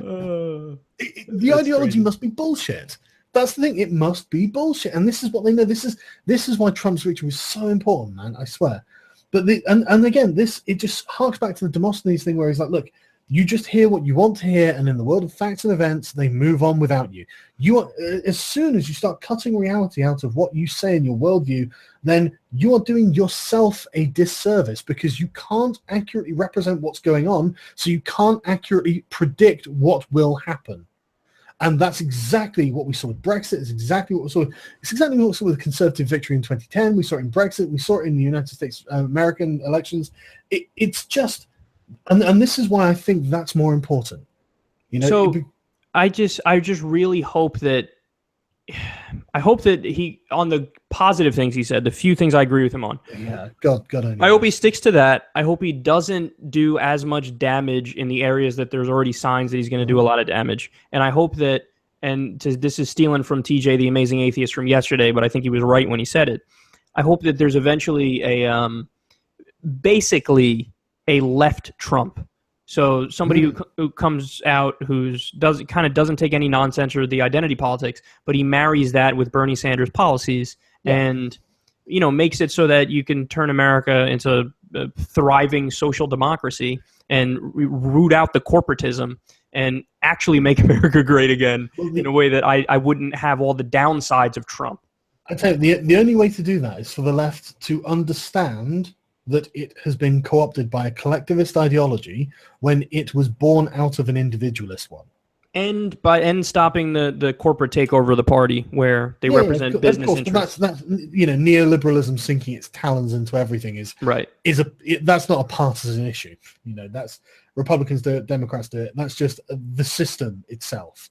But for the Democrats to be able to operate effectively and to appeal to people, and this is what the Labour Party in the UK just don't understand, and they won't even have the conversation, right? The Labour Party in Britain at the moment, the last Labour elections to find their head of party, they were between two candidates, and I'm not making this up. The candidate who lost, his platform was first things first, equality of outcome and not equality of opportunity. No, I'm not making up. It's literally what Stalin would have said. And that's horrendous. That's Marxism. It is absolutely Marxism, mate. This is the thing. This is exactly my point, and this is why whenever the right are going, well, leftists say this. No, you mean Marxists say this. That's what you're talking about. You're talking about the Marxists, because liberals don't say these things. They say equality of opportunity. That's what I say for sure. Exactly. And what the conservatives think they're defending is really liberal values. And what the problem is, the left, honestly, it has been co-opted by Marxists. And we have to understand these people are collectivists, they're identitarians, they're antithetical to liberal values, and we have to root them out, just root and branch, the whole fucking thing. If you want group rights of any kind, the answer is just flat no, that's the losing ticket. The spectrum in the, I mean, it really fascinates me, the spectrum in the UK or the political spectrum in various places in Europe, because, in the United States, it's almost like I feel like captive to the Democratic Party, because it's like, okay, we've got no option here. We're captive to the conservatives here. Well, and that's what I was going to say. I feel like there, the spectrum's massively different to the point where I would probably vote for whatever kind of centrist parties there were. Well, the Conservatives are the most centrist party in our democracy at the moment. Really? Because I don't know. I don't know if it's my just fucking deep knowledge of U.S. politics clouding my vision on conservatism, but I'm so averse to it in every way that thinking of it in the context of Europe being positive is like, really? I didn't say positive. Least bad. Think of it as the least bad is still hard for me. Exactly. Right. Well, but then again, look, there are a few fundamental differences, right? A, the conservatives in this country never talk about religion. You can't talk about religion. Superb. Isn't that amazing, right? B, they have absolutely no opposition to things like gay rights or transsexual rights or anything like that, because there's no liberal argument against them. What about the NHS? What about the NHS? Yeah, do they want to cut it? Yeah, they do, and they do cut it, and it's one of those things that we now have to continually battle them on. And Theresa May has just put out this. She snuck in this huge snoopers charter where she can force companies to hack into your cell phone if they need information. Oh, and the thing is, it's all done with the greatest will and good in the world. Well, homegrown terrorism and all that sort of stuff, and it is a legitimate problem. It's a legitimate threat, and so I can't just outright condemn her for doing it, because it will save lives. It undoubtedly will save lives. Because, European anti-terror agencies foil terror attacks really regularly. We would be experiencing many more terror attacks if it wasn't for these men and women in our intelligence services actually working to get these things sorted. I mean, Germany's anti-terror police are some of the best in the world, and they foil these things constantly. And better than ours, looking at people's tits all day. Yeah, exactly. Right. And so I understand why it has happened, and it's not her fault that she feels the need to do something. I don't like what she's done, but there's the situation. So yeah, All it takes to make me a conservative. So first of all, conservatism can be defined in a million different ways, and there's a million different like conceptions of it. But I'm talking conservatism in the sense that like, oh, tradition, don't change much, keep things as they are. Like all it would take to make me that kind of a conservative is just obviously to have a system that is already makes sense. So if you have a system where I already think there's equality of opportunity, if you have a system that offers people, education and healthcare and the basics, well, then in that context, as long as the social issues, there's freedom on the social issues, well, then I'd be a conservative. But I don't know if we're at that point yet in any place. I don't think we are. The thing is, right? There's only one way to defeat the sort of collectivist social justice ideology that we're all suffering from on the left, and this is why so many people on the. I mean, I can't think of any like actual liberal who hasn't also criticized social justice. I mean, in some way. I mean, Bill Maher's got his anti-feminism shtick. Like the Amazing Atheist Yumi. Like everyone has problems with these sort of authoritarian, overbearing, moral busybody collectivist types who just want to have control over people for whatever victim class that they see fit. These people have to be stopped. They have to go. They are what is killing this sort of like wing of politics, because they are the people who are telling us what we can and cannot have as part of the narrative. I mean, if I hear the words, but that's right wing, one more fucking time, I don't give a shit if some Marxist thinks that what I've said is a right wing position. Everything is right wing to them. Everything is on the right of them, even if it's sort of like, mid-left. That's still massively right wing to where these people are on the political spectrum. So when they say, well, that's right wing, that's a default given. That they think that, and I don't need to hear it. And it's not a dismissal of what I've just said, but it's their method of saying, look, that part of reality, I just don't want to hear it, because that's what a right-winger would say. It's like, look, because something has happened, you don't want to hear it because a right-winger would say something has happened, you're a lunatic. So you're a dangerous lunatic. I feel like the people that you're talking about, it's a lot of it is birthed from this idea that the way people act is solely based off of like a nurture, like you're a mold of clay and you're shaped into something by society, and there's no nature, there's no like human being that genetically is predisposed to acting a certain way. It's everything is built in by society, and those people would say that like the smallest thing, like if a majority of women or if more women would prefer to not be in the workforce, well, they would say, well, look, that's just because you've been indoctrinated into that, and that's not like you're not actually choosing. Even if you say you're choosing, you're not actually choosing. It's just the patriarchy telling you to get there, and don't believe your lying eyes, don't believe your own reason. Even if you want to be there, I'm telling you, you shouldn't be there.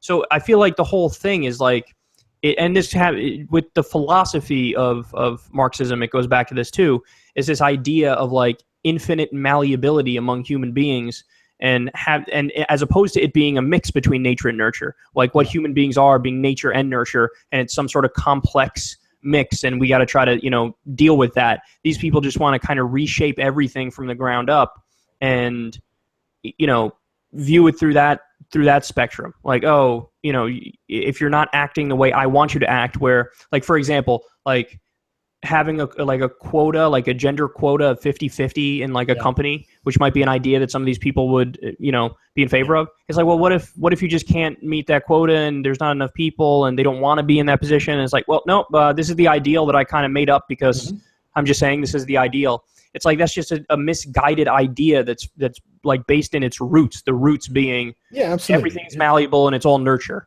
There is an entirely likely situation where I think it was Sweden, I'm pretty sure it's Sweden, that have either proposed or implemented a law where companies have to have something like 40% women as their CEOs or something like that.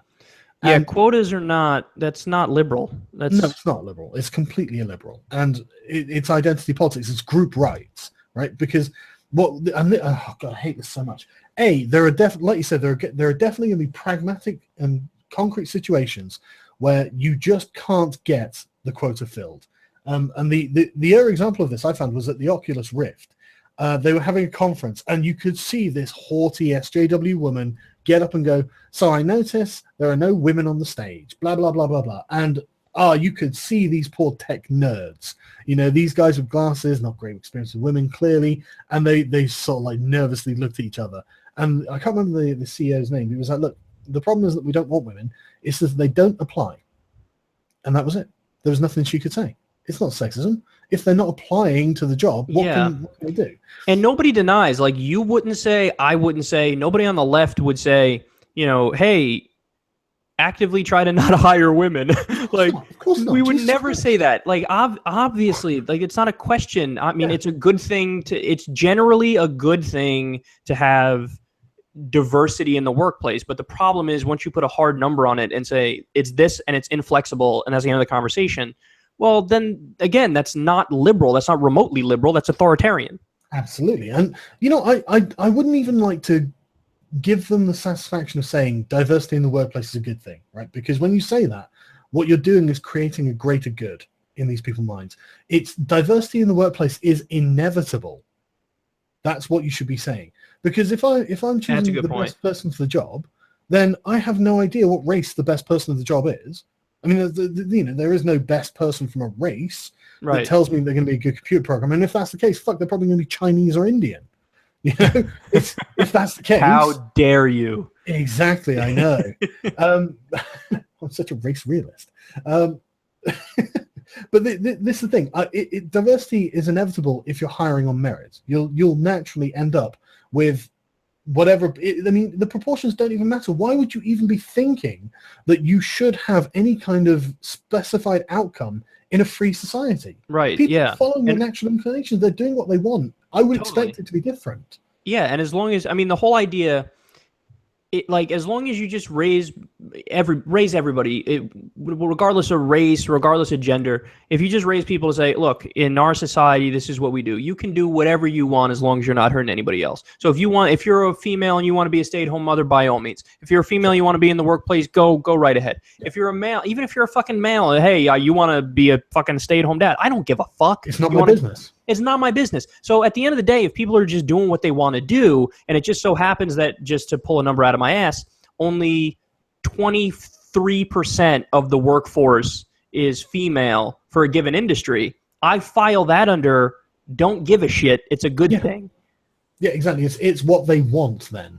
Right. That's what they choose. And another thing about quotas that always piss me off is when you discriminate in favor of someone, you are necessarily discriminating against other people. Mm.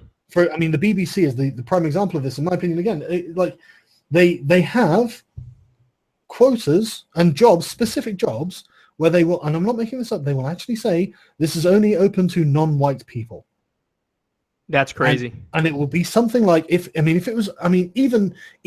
if it was something like a TV presenter, and you're like, right, okay, well, we've got 5 white people, we want like a non-white person just because you know how it is. I could be like, okay, fine. But it's not. It's for like a research assistant, 18 grand a year, research assistant, non-white person. Why the fuck does it matter what race that person is? And why am I, a white person, paying my license fee and taxes to pay to be discriminated against? Okay, you know what this reminds me of? I gotta tell you, this just popped in my head because I was reading an article once. I saw a headline once. I forget what the industry was, so forgive me, but it was they said something like only 20% of whatever industry it was is African American in the U.S. And I thought, well, hold on. They're 12% of the population. That's a huge number. So what? Like, what do you want? You want it to be 50-50 when the numbers aren't 50-50 in society? You do realize that just makes no sense, right?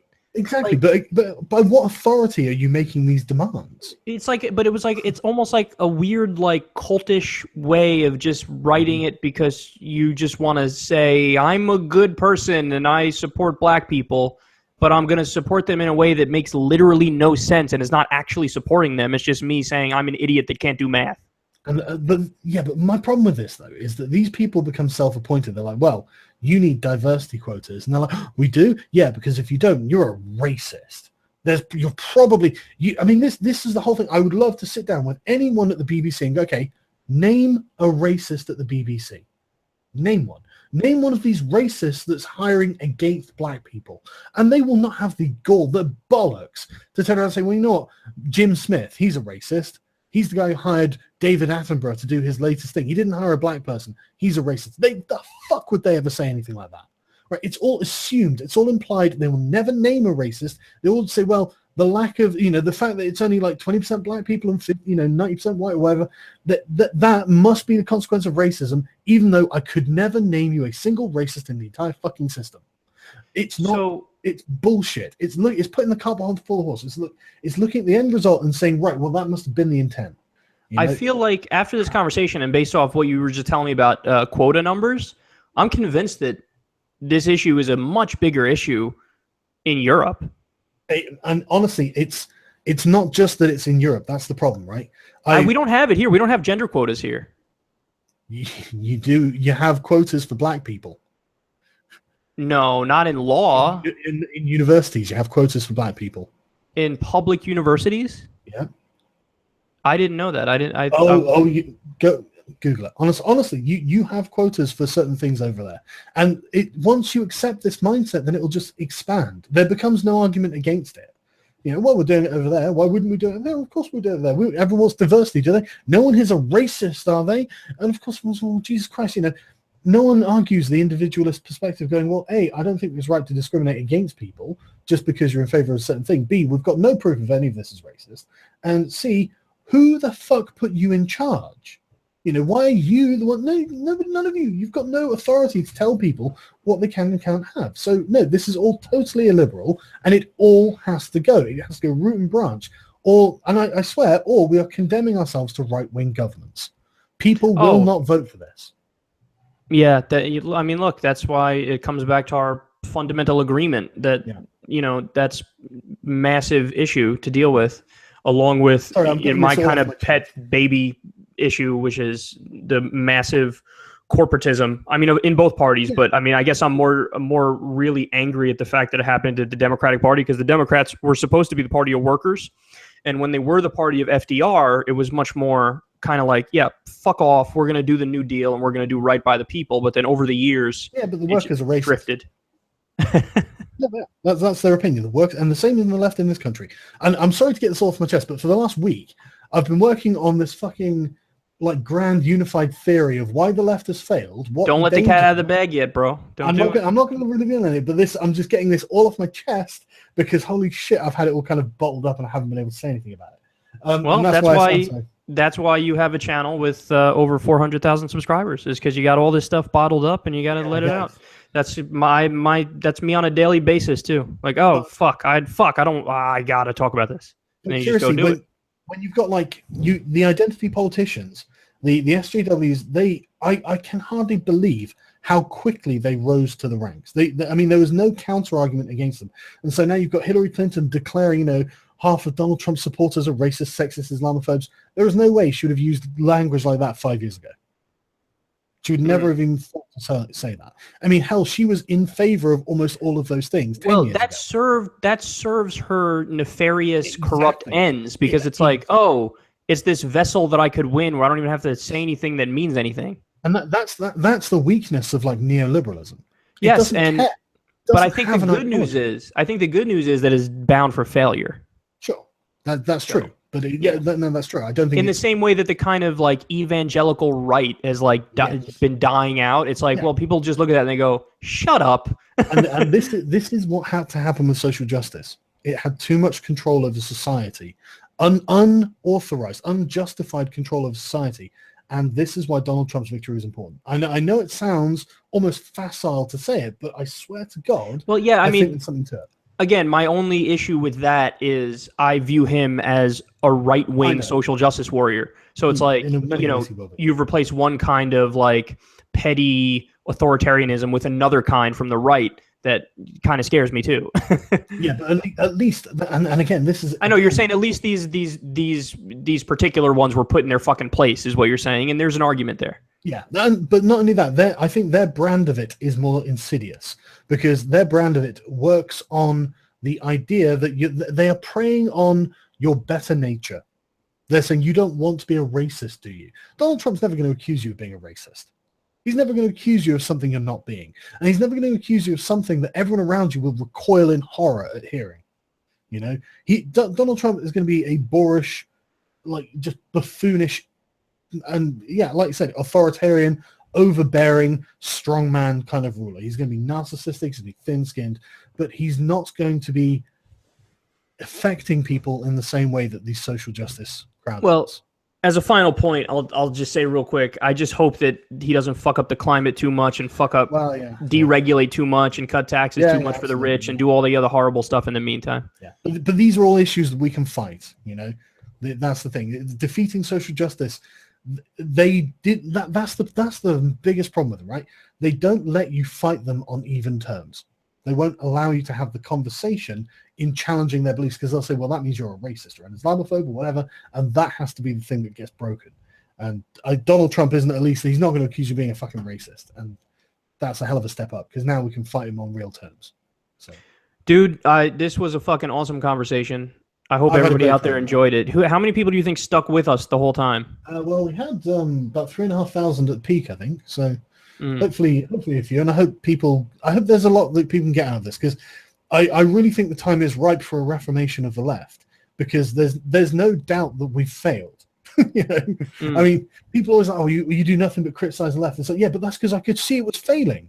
I could see this happening, and now we're at the point where literally, you know, Europe. I mean, honestly, next year the 2017 elections in Europe for France.